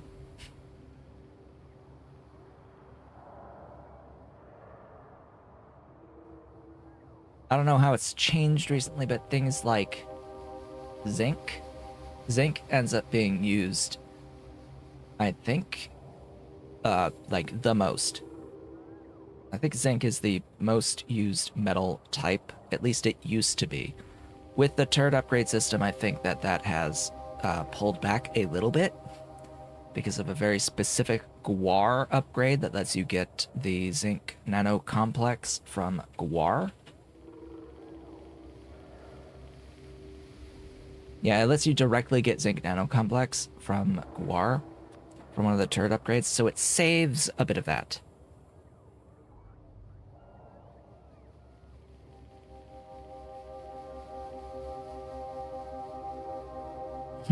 Bot transition scaling is, yeah, not fun.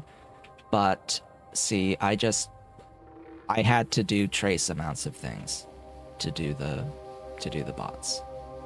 Bots had to be trace amount of production, and it was pretty slow, and it is pretty slow. It's just something you have to build up to over time.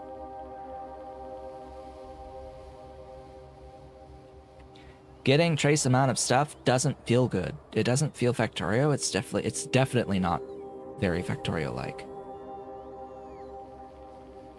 Factorio-like is making belts from belts of stuff. Multiples of belts of stuff that are producing belts of stuff. You don't really think too much about making trace amounts of things, less than 1 per second a lot of the time in this mod specifically.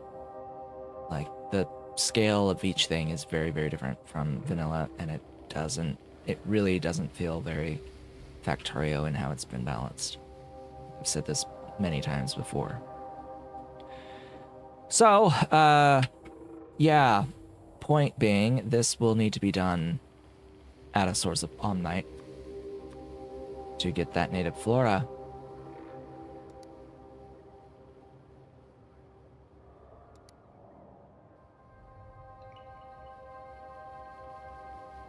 Mm-hmm.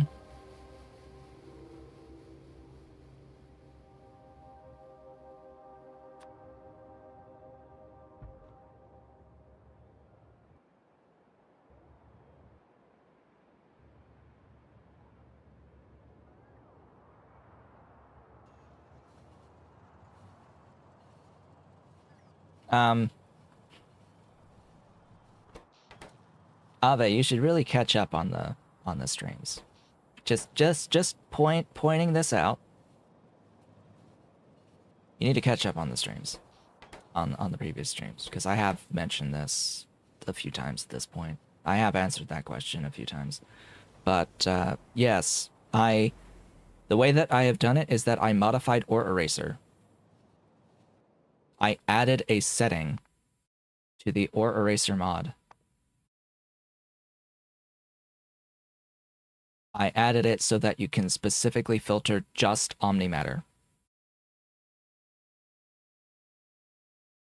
Now, I did not share the specific code to do this, but it should be pretty self-evident when you go into the files. I'll bring it up now just to say what it is. So at minimum in Omnimatter, you have to add a settings entry, and I think it's in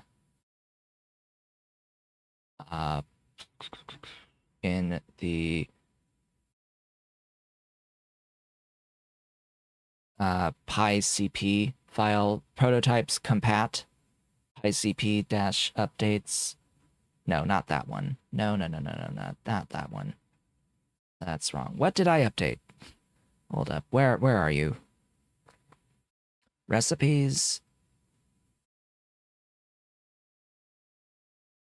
Where's the thing that I updated? Dang it.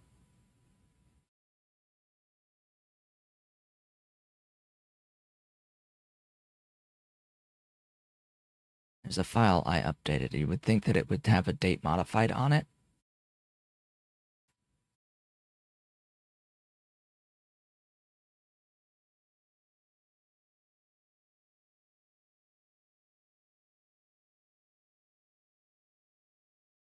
Weird.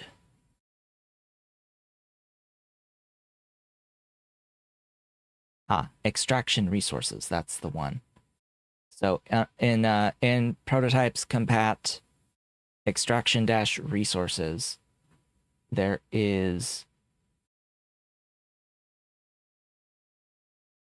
are entries for like if mods py whatever. Where did I add it? Which one did I add it? I added it under coal processing.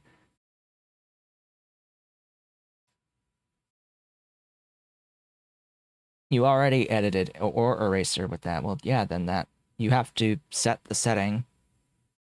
You set the setting for Omnimatter, just Omnimatter, and it should only ever erase the Omnimatter. It should, that, if you've done it correctly, that should not erase any of the infinite ore.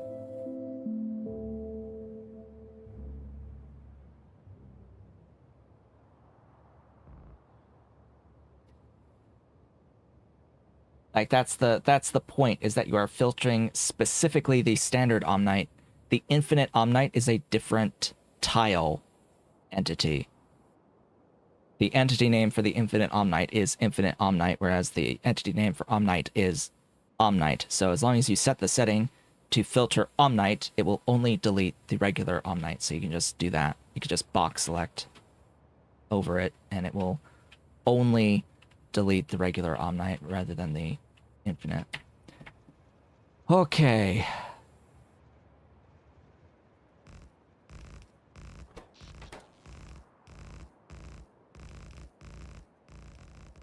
We need to kill some of this forest. This is in my way.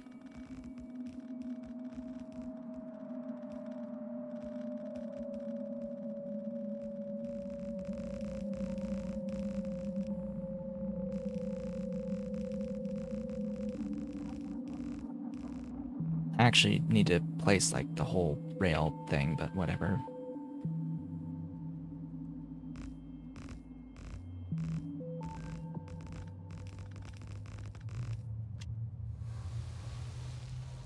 Die, trees.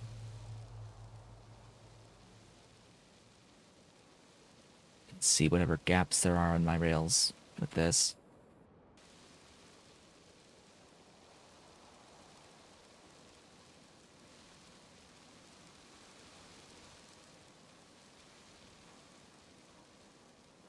So glad that they fixed the termite bots. I am so glad that they fixed the termite bots. Because, you know, they used to damage your built structures as well. If they were activated on trees that were near your structures. It would, like, destroy your rails. And hurt you.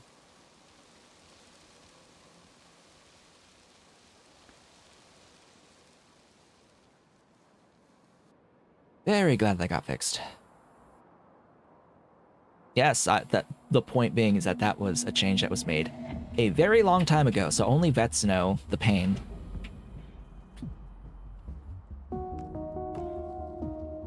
Only those who have been around a while know that pain.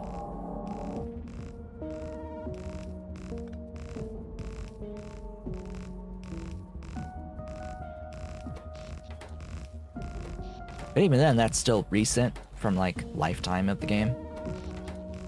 You know? Because I only started the game when it was in beta 17. When version 17 was in beta was when I started playing. And 16 was the release build.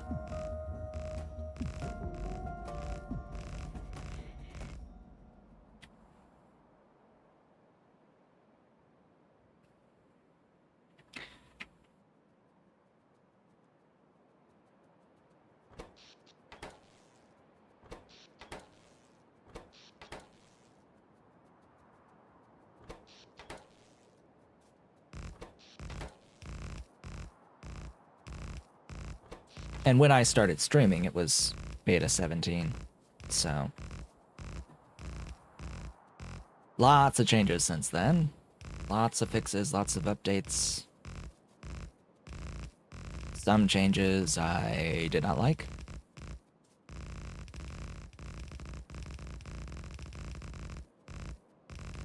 Such as the oil changes.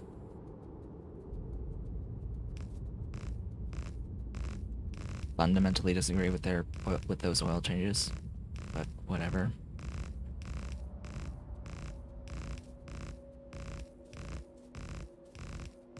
They should at least have put an icon over each of the fluid ports on the machine to indicate what they are. But I get it.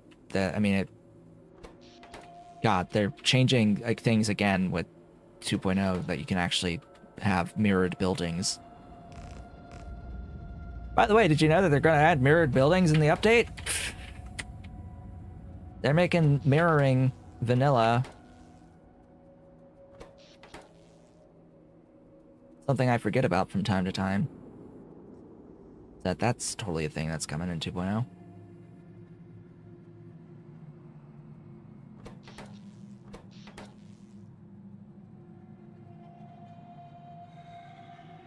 And mirroring would be little hard if you have icons over the fluid ports. It's just my biggest issue is that a new player who does not know about what else is output from the oil machines may not know or realize when they build the basic oil processing that there even are two other different resources that will be output from the machine later on. Slash will build in such a way that they don't leave room for the other two outputs early on. And or the water input. That comes later, but that one's not as big of an issue since there's only the two ports.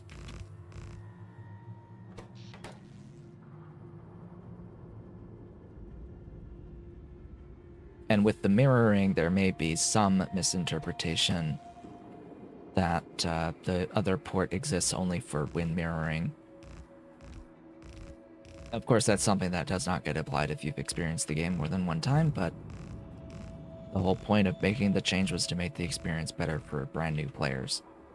And I don't think that it really does what they intended to do, not fully.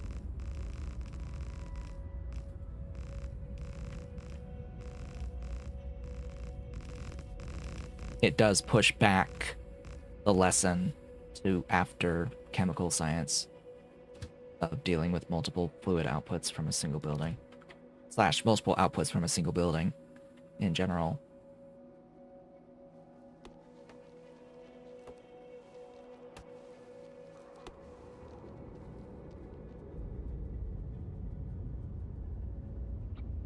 This thing, because Because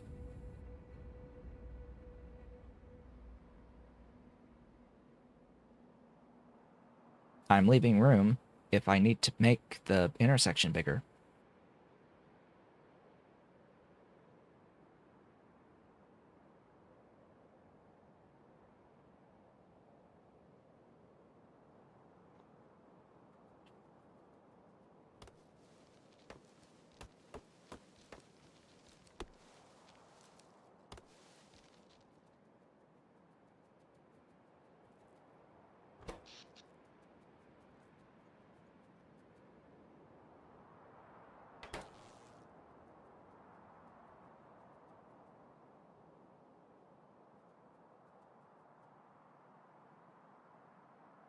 Yeah, I specifically designed it to have that, to curve like this at the position it does so that there is room for the bigger intersection. I don't know what else you would mean. The rest is just like to try to save more space to have more stations if I need to have more inputs or outputs.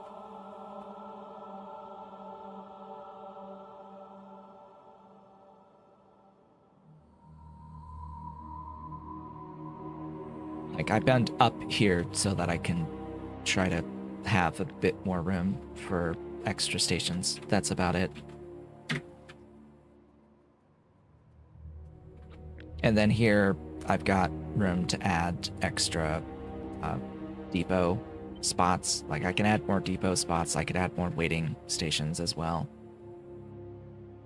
Like it has room to scale a little bit, not a ton, but there is some extra space for more shenanigans. More shenaniganery.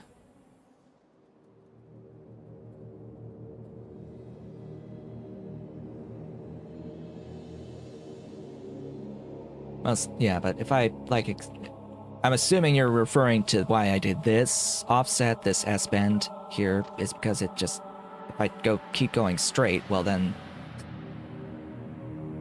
it ends up way out further when I can actually make my first station input, when I can curve back around to do the first station input. And I wanted the stations to be pretty tight up here to maximize buildable space. So it makes it so I can have the stations be further back. Now, I could do this S-bend, I think, a little bit further back. But there's a little bit more room. I could have brought it up a little here, made it perfectly straight. It doesn't matter. I could make it straight from here and then down. Eh.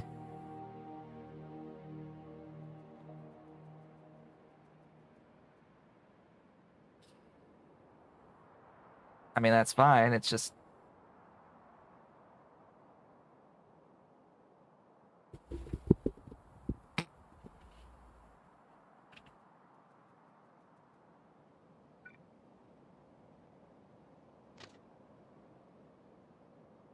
I mean, if it works fine, but still.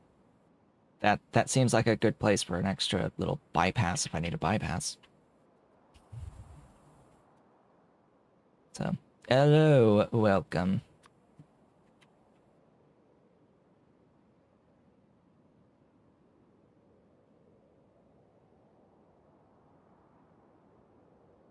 It's because I built from this direction.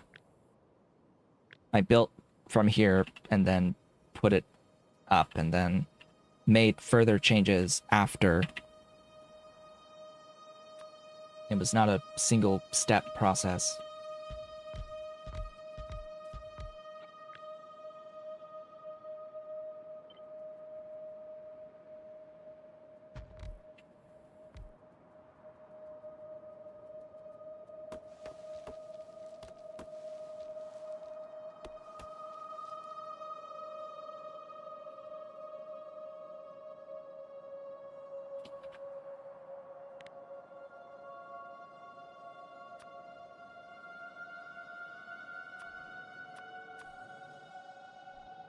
Alright, how many of these? 14. Okay. Gonna grab that.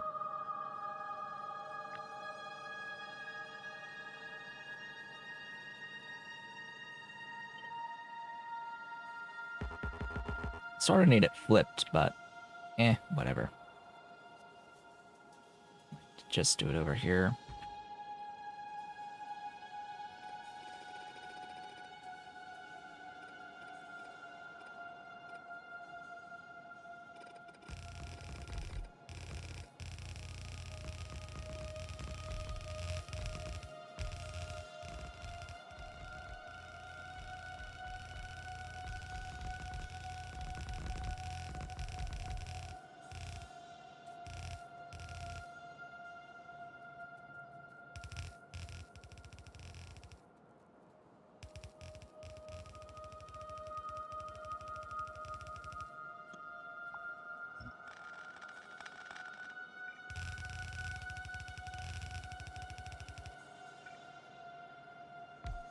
Let's get this mined out. Oops.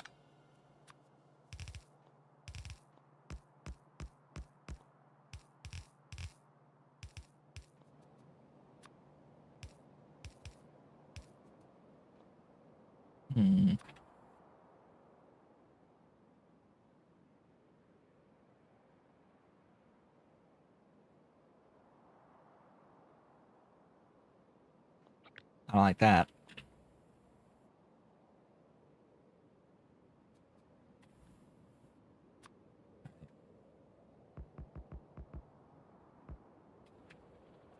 Got the big poles for a reason.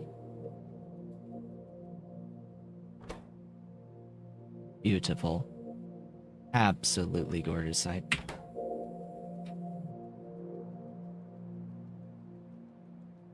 Just stacks of ore instantaneously being magicked into existence.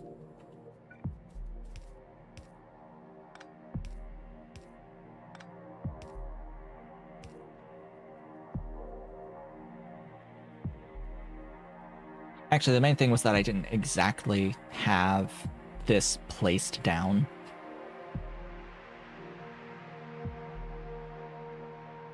I thought it might be a bit too close there, but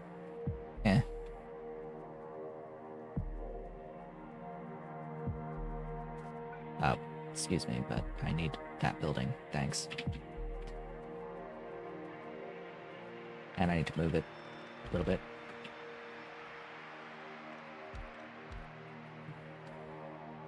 Import 2 things.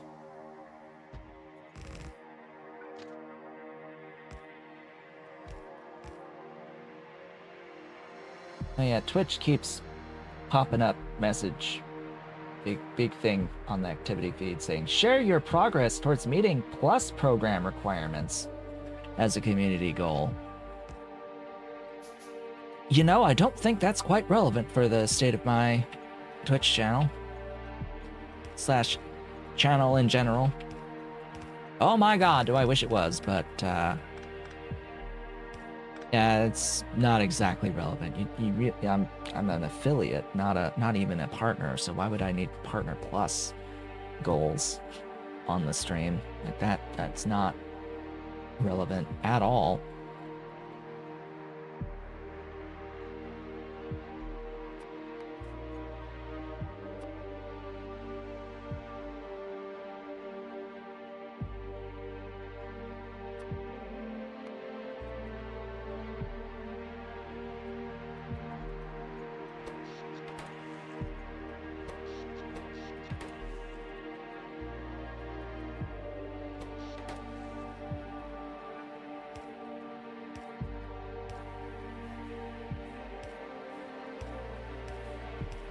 Adding what to affiliates in June?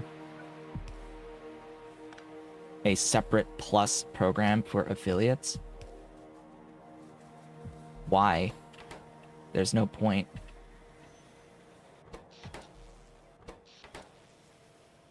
That is genuinely irrelevant. Because if you meet the requirements for Partner Plus, then you should damn well better be a partner.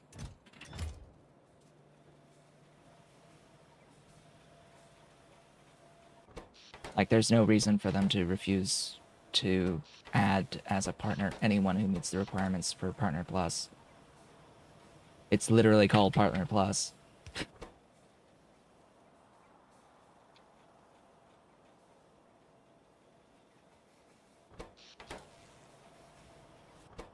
Like, how the hell are you gonna have, what is it, 300 paid subscribers?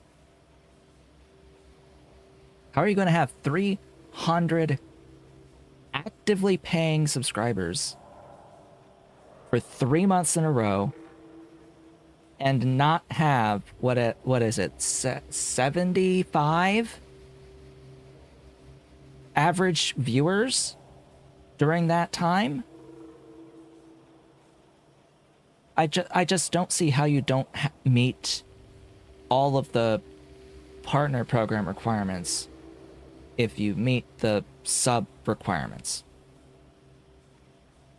for the Plus program. Now, it'd be one thing if they're reducing the requirements for the Plus program, but it doesn't square with me how you can have that many active paying subs and not have met the viewership requirements. Like, it doesn't make sense to me how that is possible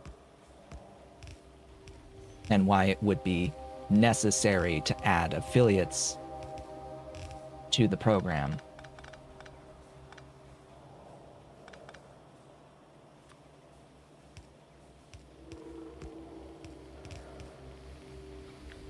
Because they should never be meeting those requirements as an affiliate only.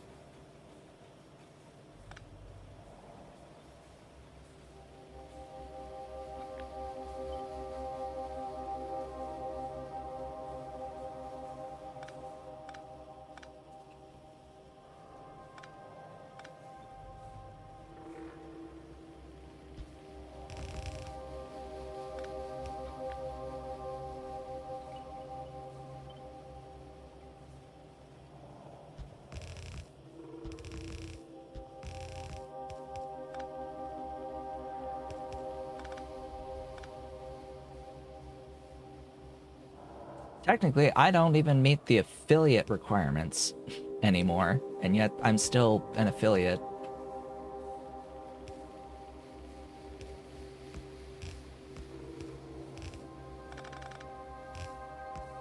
I definitely wasn't meeting them the entire time I stopped streaming on Twitch.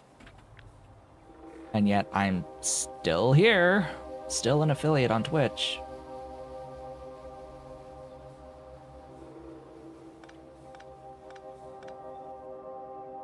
They just never bothered removing me, despite not streaming on the platform for well over a year.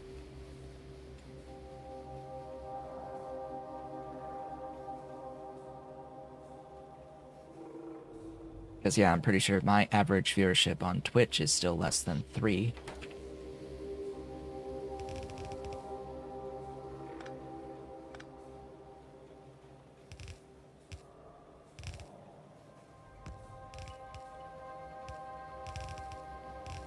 And while my dashboard says that I have a total of 0 subscribers, that is not actually true. I don't know why it doesn't reveal to me the fact anywhere that I do have a sub. There is money that is coming in from a sub every month from a paid sub who has been a paid sub for a very, very long time and stayed subscribed the entire time I was not streaming to Twitch. And just one day it just went away. The number just went away. So I don't know if they just made their sub private, but then I don't know why it doesn't count as like a sub point, because it's not even counting as a sub point. I know it's there's a subscriber. It's weird. It's like I know that there's a subscriber, it should be counting as a sub point for sub goals and things, and yet it's not. They don't count. It's weird. It's weird. Very weird that it disappeared, but I am pretty sure it's still there.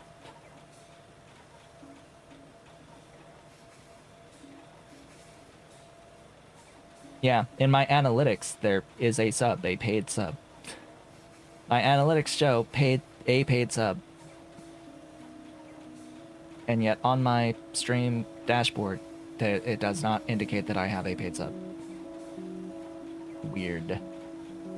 My average is 2.53 viewers in 35.63 hours streamed of 12 different stream days over the past month, which is the minimum requirements of partner, but for the average of 75 that they would want as a minimum. Yeah.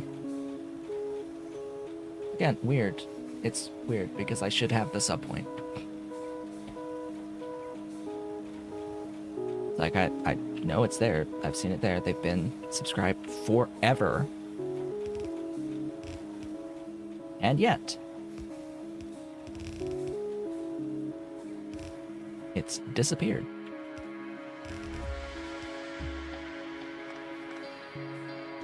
Really? Guess that one specific spot just does not reach. This reaches. I guess it's a tile over. Great. Well, we got automation science on the trains.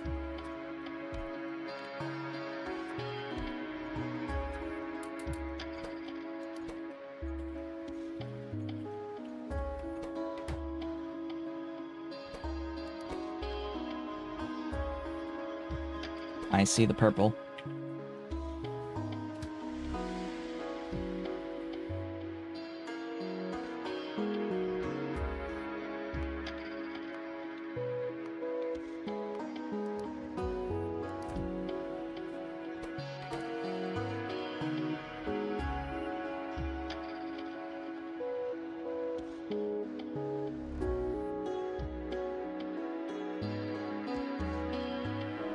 There we go.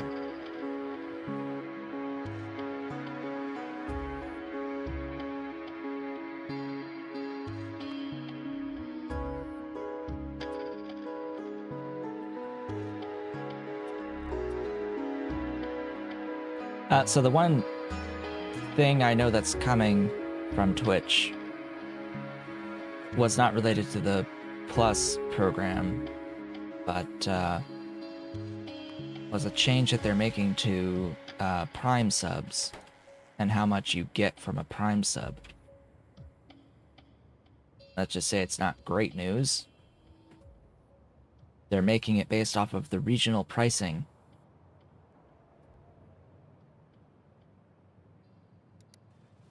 So you get half of what the regional pricing of the paid sub is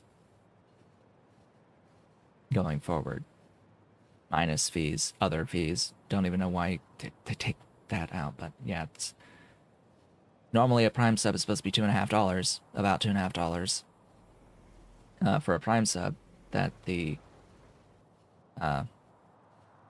streamer sees. But now, if you live in a region that the normal price of a sub is less than $5 US, then you're going to get half of what the regional equivalent is. Sigh.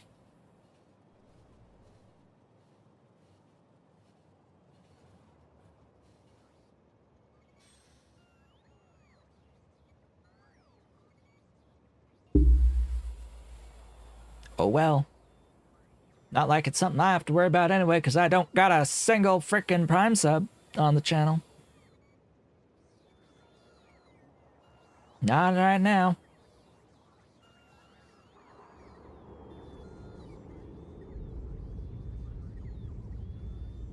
On the YouTube side of things, got some nice members who've been members for a very long time. But you know, a little bit ago, I sort of had both of the braggarts dropped their subs. That wasn't as nice.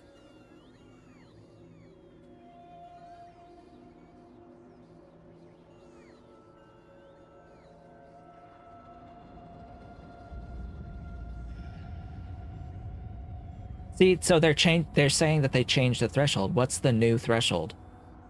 That I didn't know about.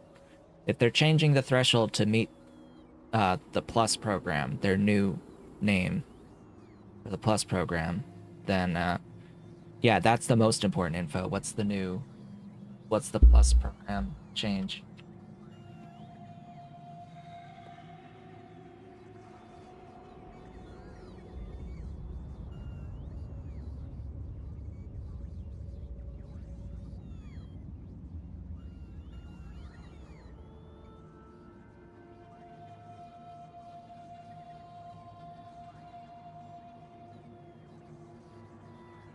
$300 instead of 350 points. Removing the $100,000 sub earnings cap for the 70-30 split. For a 60-40 split, it's 100 plus points for 3 consecutive months. So they made it tiered. Okay.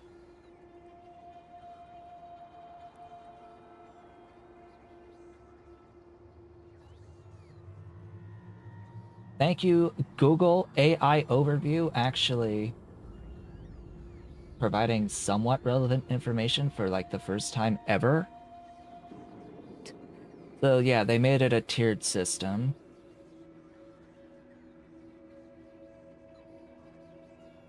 So that you can start seeing benefits from 100 plus points.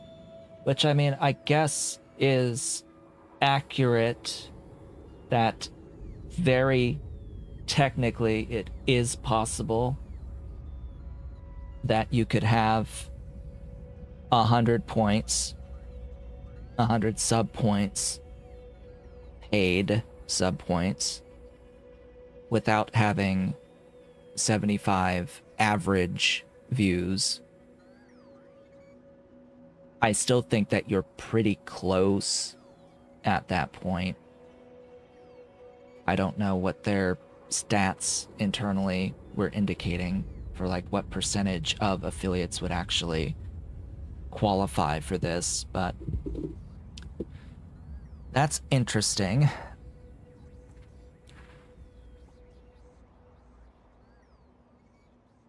That is interesting.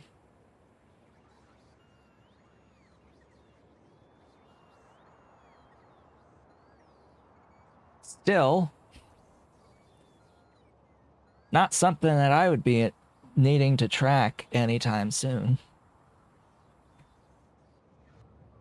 With my 2.5 average views on Twitch, I do still get way more people watching on YouTube by comparison. Still just talking to a small class here, not an auditorium.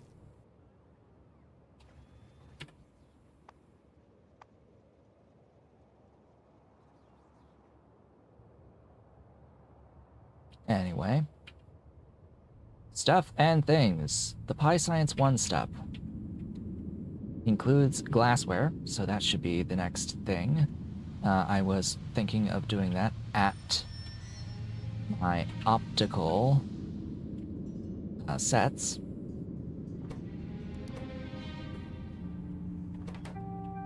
Importing the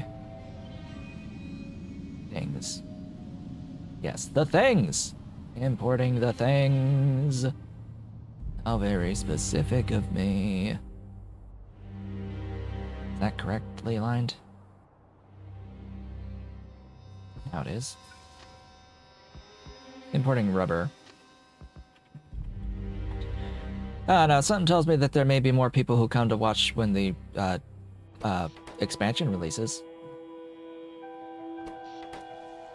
if I somehow decide that I actually want to try to play the expansion.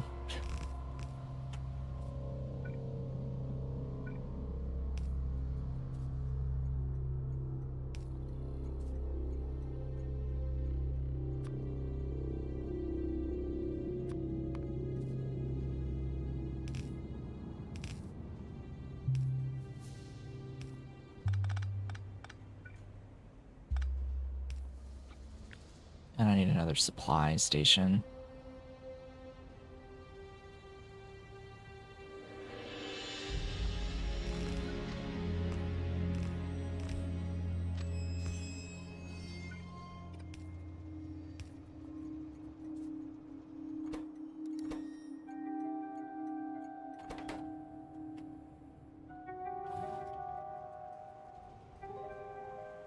Oh look, I need more automated factories.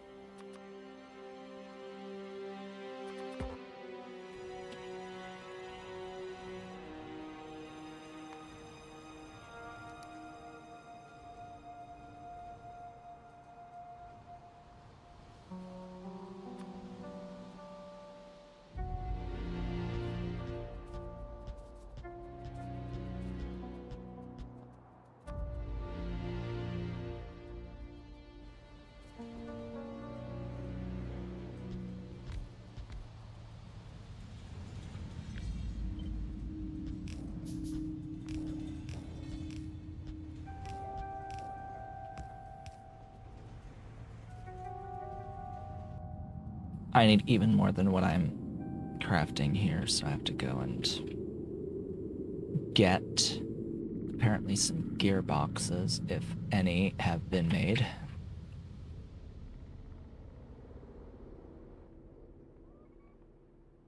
So I thought there are a grand total of zip. Hello. Hey, it's a Mr. Kitty. Let's get that camera on. Hello. Hello, kitty. Hello, Ollie. There's Mr. Cat. Finally, we get kitty. Yes, here's the kitty. Yes. That's the baby. That's the baby. Walmart didn't have the food that they like. They were all out. When we went on Saturday to do grocery shopping, they didn't have any of the two of the flavors that they eat for breakfast and for dinner. Yeah, they didn't have any, so we had to go to the pet store. We went to the pet store yesterday and we picked up some more. Got quite a few of the ones that they like, because that's all that they'll eat. Because they sort of just won't eat anything else. So how are those gearboxes coming along, huh? Where are those? Ah, zip. How those shafts coming along, huh? Ah, 0. Why? What is this supposed to be?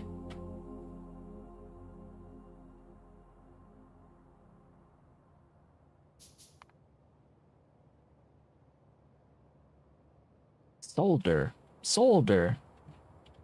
Why do you know solder?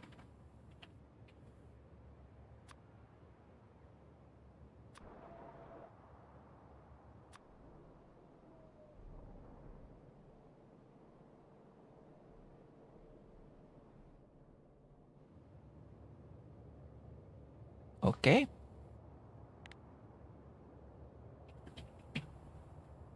Why you know lead? Lead? Lead?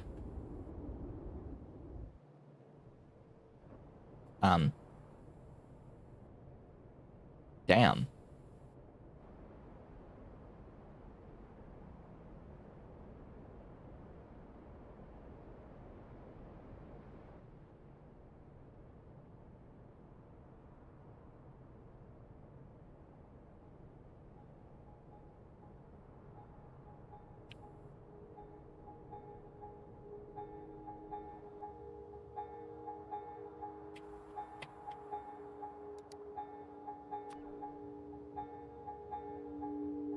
I gotta fix that. If that's a problem there, that's a problem on everything. No, it's not no fuel. It's that these particular inserters are set to be whitelist for stacked ash, and what I'm ending up with is also, you know, unstacked ash from voiding the stone.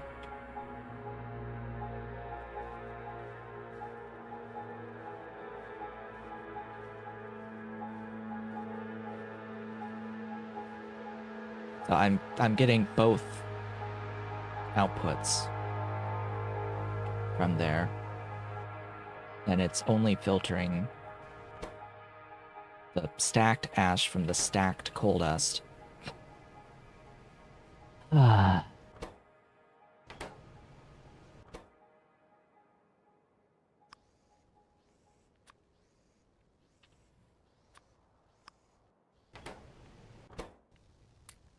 Just gonna take it.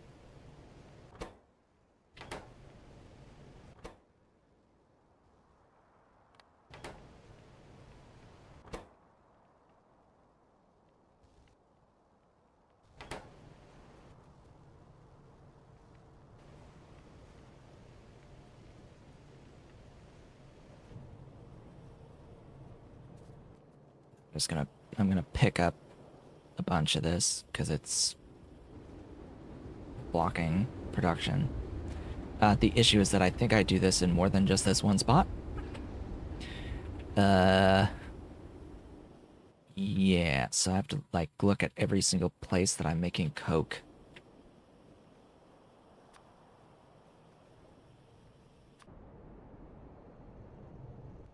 So that's where I'm at. There's also this. That one's fine. That one is fine. That one's alright. This one.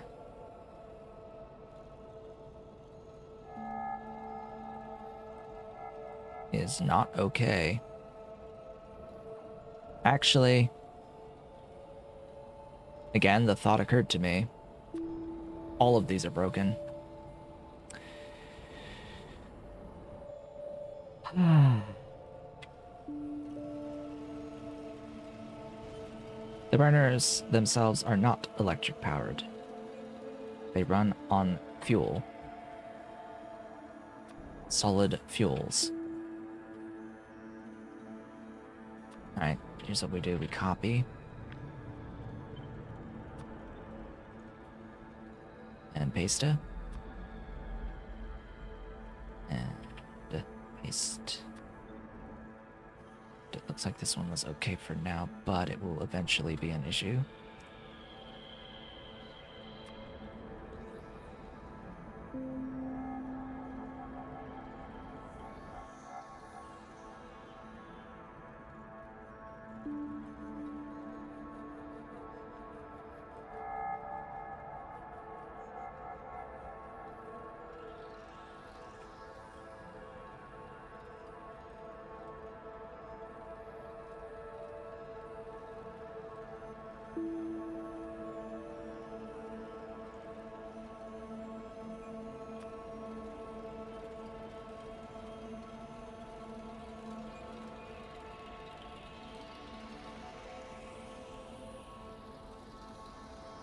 Huh?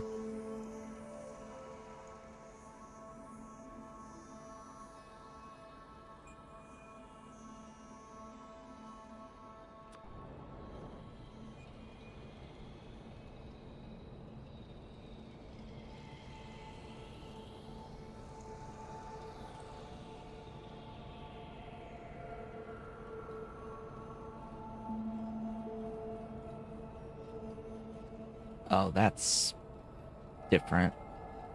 And you don't get...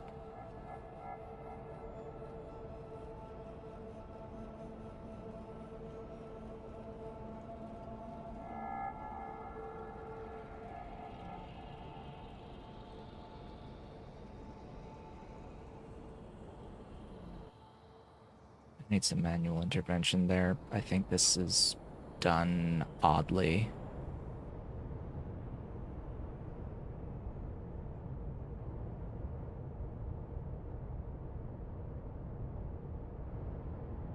See, that's not stacked.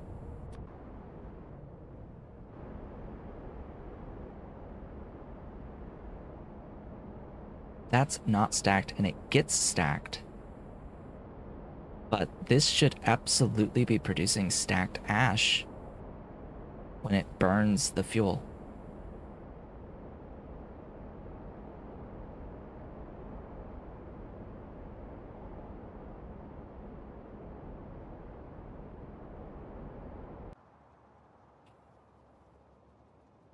There's multiple issues here. You.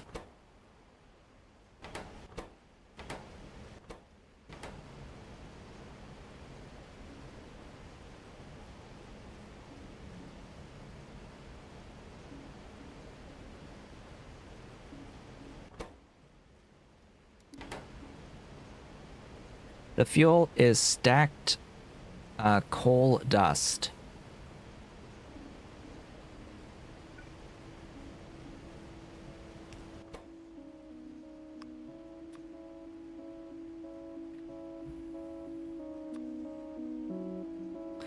I don't have...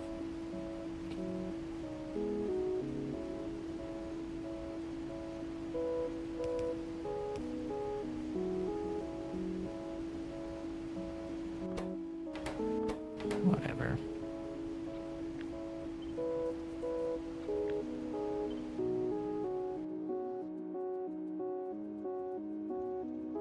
Because the whole point is to delete the coal dust.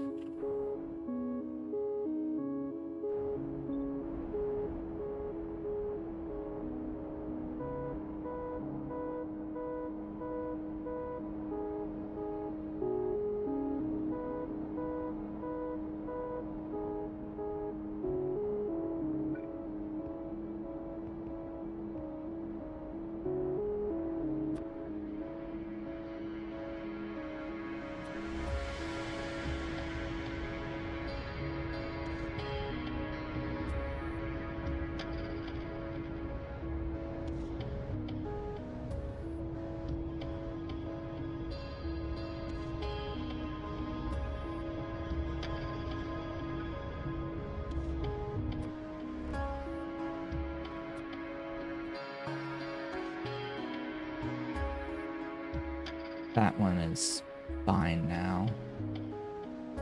This one needs that chain. Weirdness. Okay, that's not fine. I can't do that there.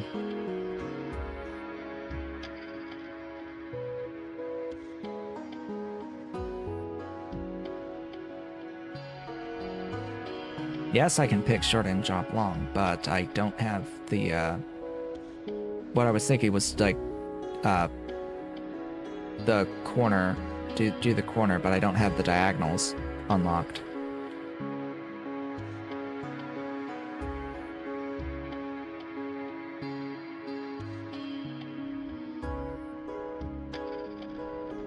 Well, that was a ticking time bomb that we have discovered has gone off once, at least, but this should help fix it in various other locations. Multiple ticking time bombs that would have destroyed production in a lot of key things.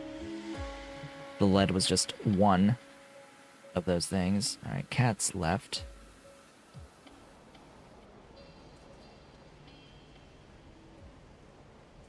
Okay. You! Yeah. I think I just have to not have that. If I just don't do that, then it doesn't need any of that other shenaniganery.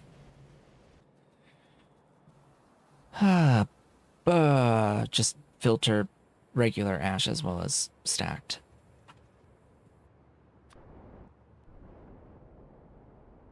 Yeah, as long as it's not doing crap with that stacker, should be fine.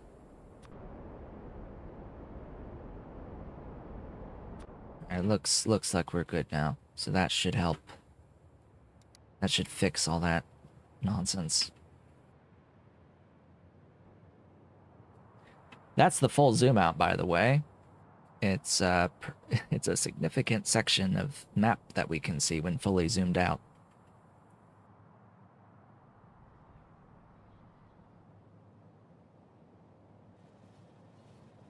Okay. Now we can look at Pi 1.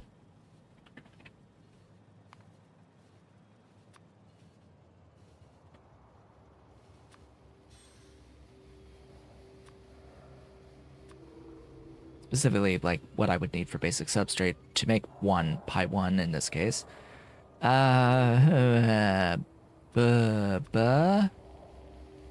I directly have petri dishes on the network? I don't think I ever did that specifically.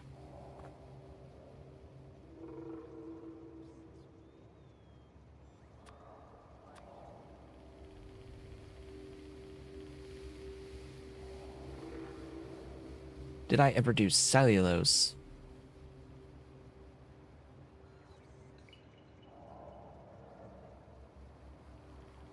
Well, I know I had to have done cellulose, it's just I did not make it specifically for the train network.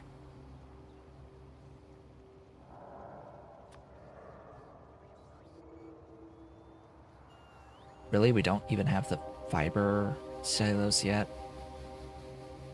Well, that's a bummer.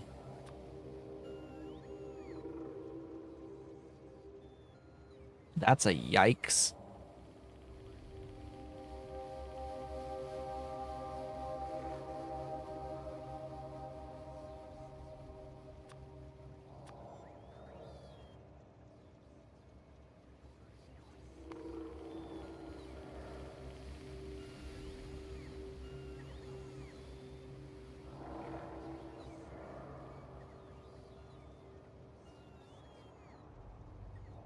Do I need, like, need zipper at this moment?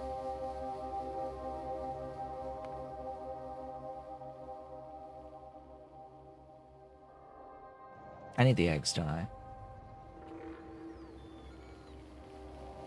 To get into Pi 2, yeah. I will be needing the eggs to get into Pi 2, and, fortunately,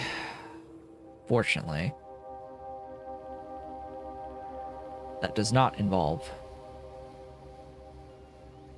needing basic substrate. But, and the basic recipe for the adults doesn't need basic substrate, but every single other one does.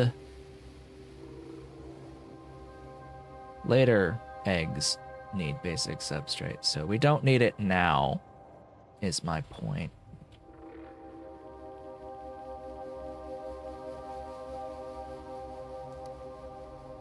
Okay, well, whelpers.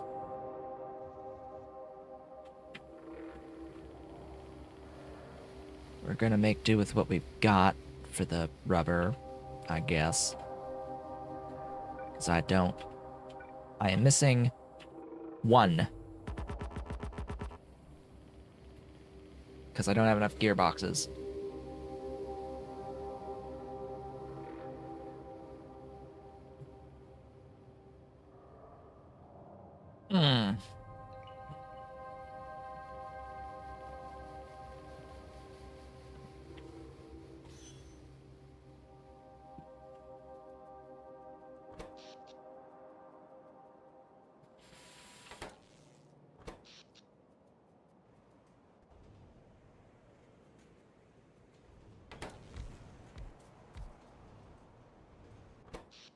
You know what the other weird part is about the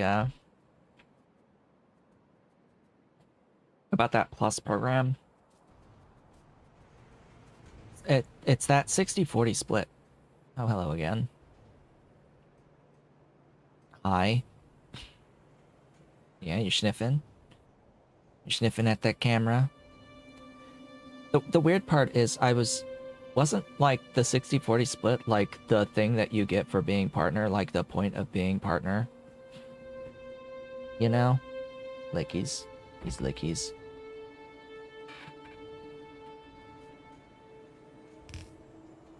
Like, isn't that the point of partner? That was 60-40.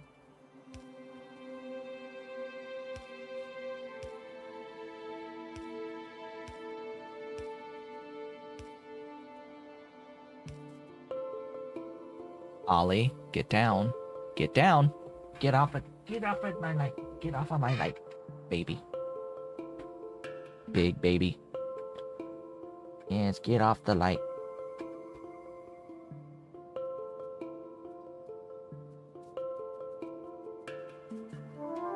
So, like, why not just make that a part of, or a way of being partner? Make it like an or statement.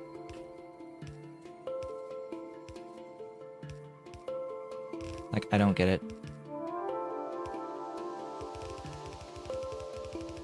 Like, the one and only point was the split change, frankly. Like, they're deluding themselves if it was about anything else. And he's left.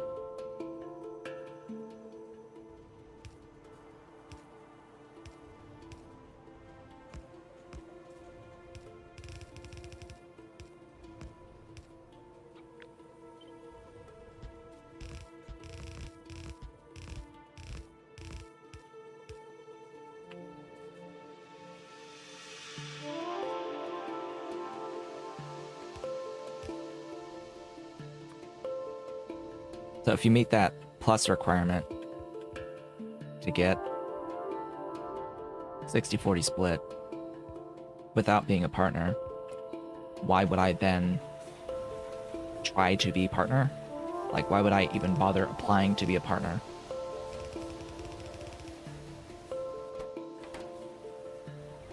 Just, as I said, it doesn't make sense.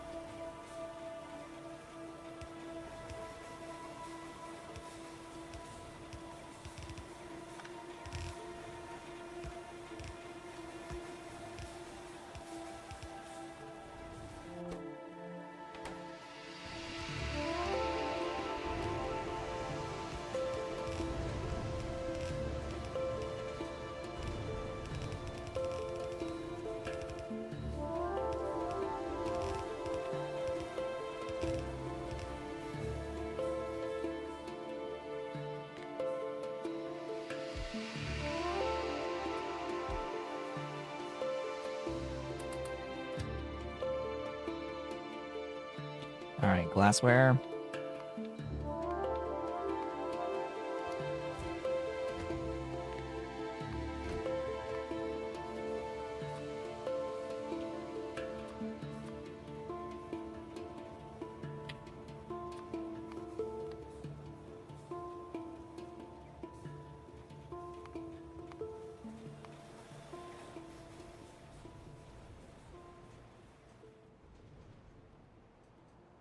Yeah, baby.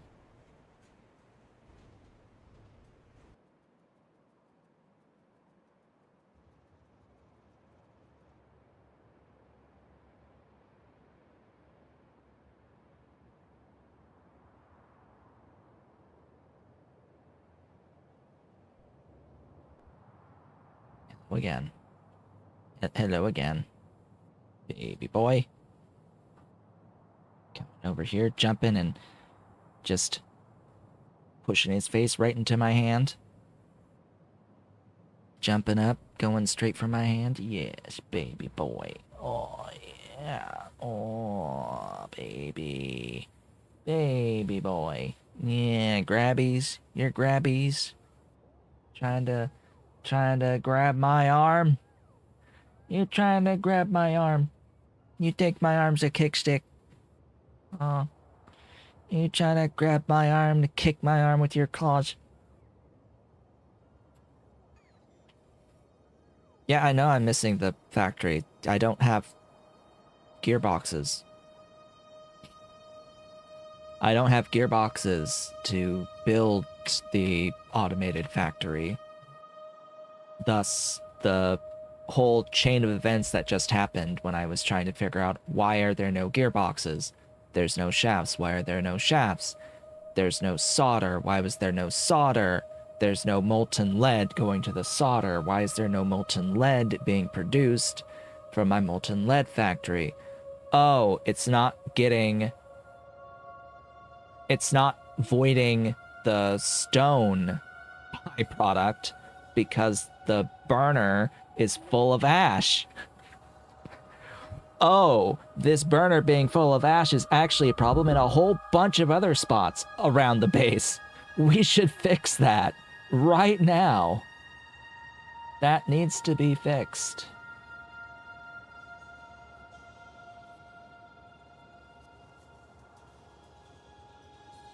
And again, I will remind people that I will not converse privately, only publicly. So if you want to contact me, do so directly on my Discord server.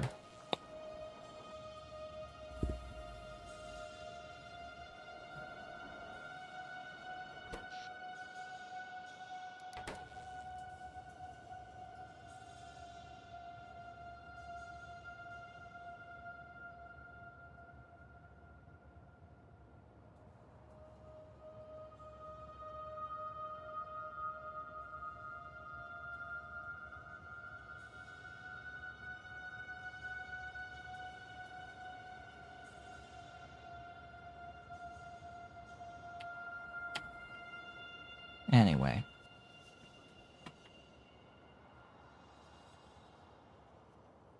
Well, we have about 10 minutes left on today's stream. So, this factory, we could begin working on it, but, oh boy. Yeah. It will need to be done at a source of Omnite, because I need wood. This is going to need a copy of the wood factory. For now. Not forever, but for now. And that's a lot of micro org mines. So at least I know that we're now getting the solder to shafts, and so the shafts should then deliver eventually to gearboxes. You leaving me again? All right. Again, the cat hath left.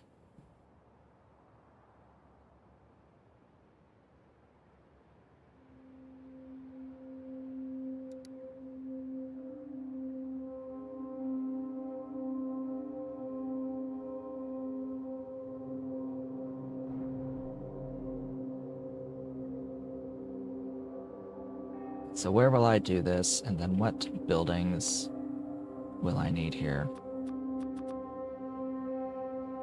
Oh, great! They eat micro orc mines. Wonderful. Oh, I need 9 of those. That's even better.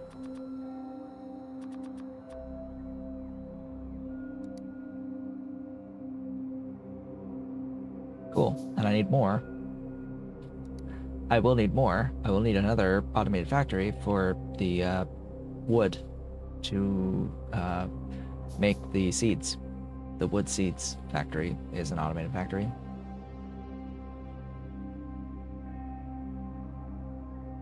I don't know, maybe I should import it. It's only 9. Only 9 wood per second. So I guess I'll just import it. But I still need the 9 factories for this build. Oh, I have 0. Right, that's what the red means. It means I have 0.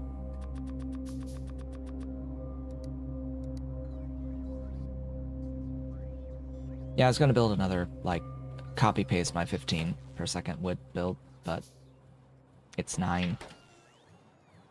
If I'm going to copy-paste the wood build, I should do it at the wood and get another belt of wood. Just available to trains. More trains. Wood is...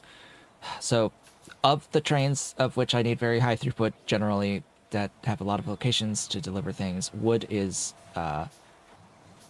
going to ideally be the one that's like that, the highest throughput individual item should generally be the wood, at least at this point in the game. Much later, it will not be an issue. Just remember pie block. Pie block, number one thing, was wood. Had lots of throughput around wood. Avoided trying to have too much of any other item, but the wood is the one thing that it just can't really get around all that much. So, and the scale of it is high enough such that it's not necessarily always going to be worth building on site. Anywho, so what am I missing for being able to build more of these micro ore mines? Copper! You know, that thing that we built more of today.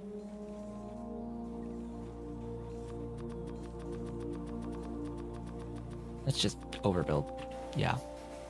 Although maybe not to the point of running out of small parts and having to rebuild from small parts. Yeah, that seems alright. Oh. Okay. Yeah, from here. From there, then. Maybe stop. Sounds like a good idea. Just stop on the bus with those. Also, maybe like limit the brakes a little bit. Put the brakes on the brakes and the shafts. This is the gearbox box.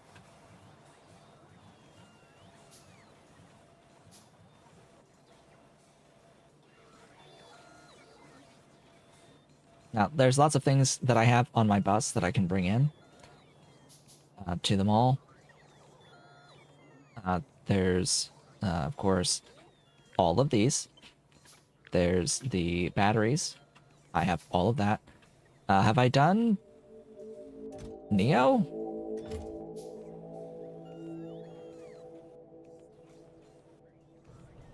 On the bus? I don't think so, actually. I have lamps. I have the lamps on the bus. I have plastic, wood, native flora, glass. I have both of these. I have zinc. I have the circuits and the rubber. I have the lead, the solder, the moss, the tin. I do not have the biosamples. We will be making the biosamples. I have the ability to make coke from red hot coke. I have the ceramics. I have the latex. I have aluminium and nickel and titanium and nexlit and sand castings and the intermetallics and theoretically gearboxes and I've got the small parts and the brakes and the shafts, and this is one I would need. So I would need concrete. Oh yeah, you see I'm sending automation science down that's being made in the mall. So what do I need to make the biosamples? The concrete and these things. So the poor alien samples, like rich clay, I guess. Niobium, chromium, nichrome. Make the rails in the mall area by itself. And then, you know, this can be deleted. Everything can disappear from the face of the universe once I get the sciences online, because this is still making and processing sciences. I need that done by rail, and when that is done by rail, you know, probably just regardless of whether I have or have not made yet at that point, just I will delete them all, or the bus. I will delete the bus fed mall part, so all the everything here I'll remove. That should be fun times.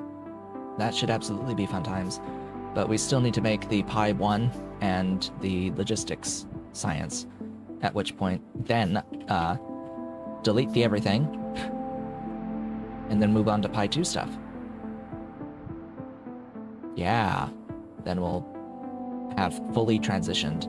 Once all this stuff is deleted, our transition is pretty much complete. It's just blueprint out all of the rail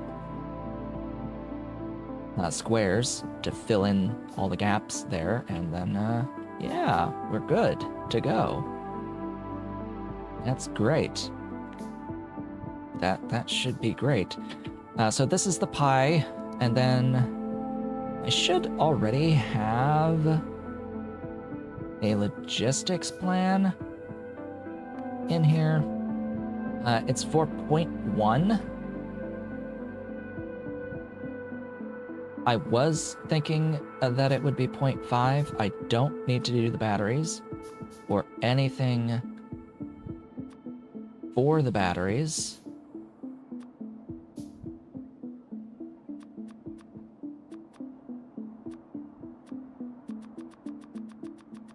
I'm just gonna remove everything from this.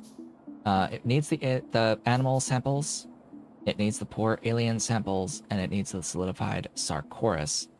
And oh look, wouldn't you know it, that needs basic substrate on the trains. Alright, I guess we're doing that on the trains. Oh well, and we need more of it.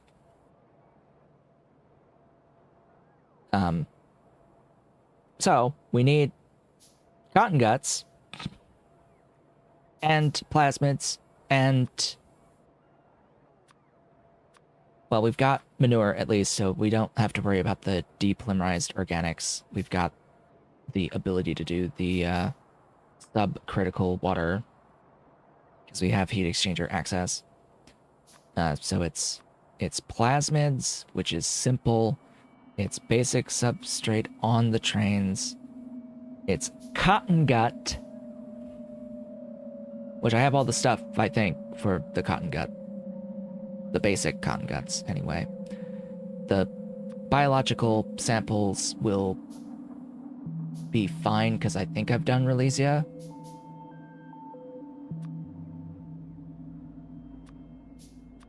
And the other stuff is trivial. I will need augs to slaughter for the products here. We have, however, reached the end of the stream for the day. And to wrap this up before Twitch goes to ads, I would like to thank you all for watching. This has been a Talk Show It. If you've enjoyed the stream, do all the social stuff. I will be back with more on Thursday, where we will continue our work towards getting science on the train network. I hope to see you all then.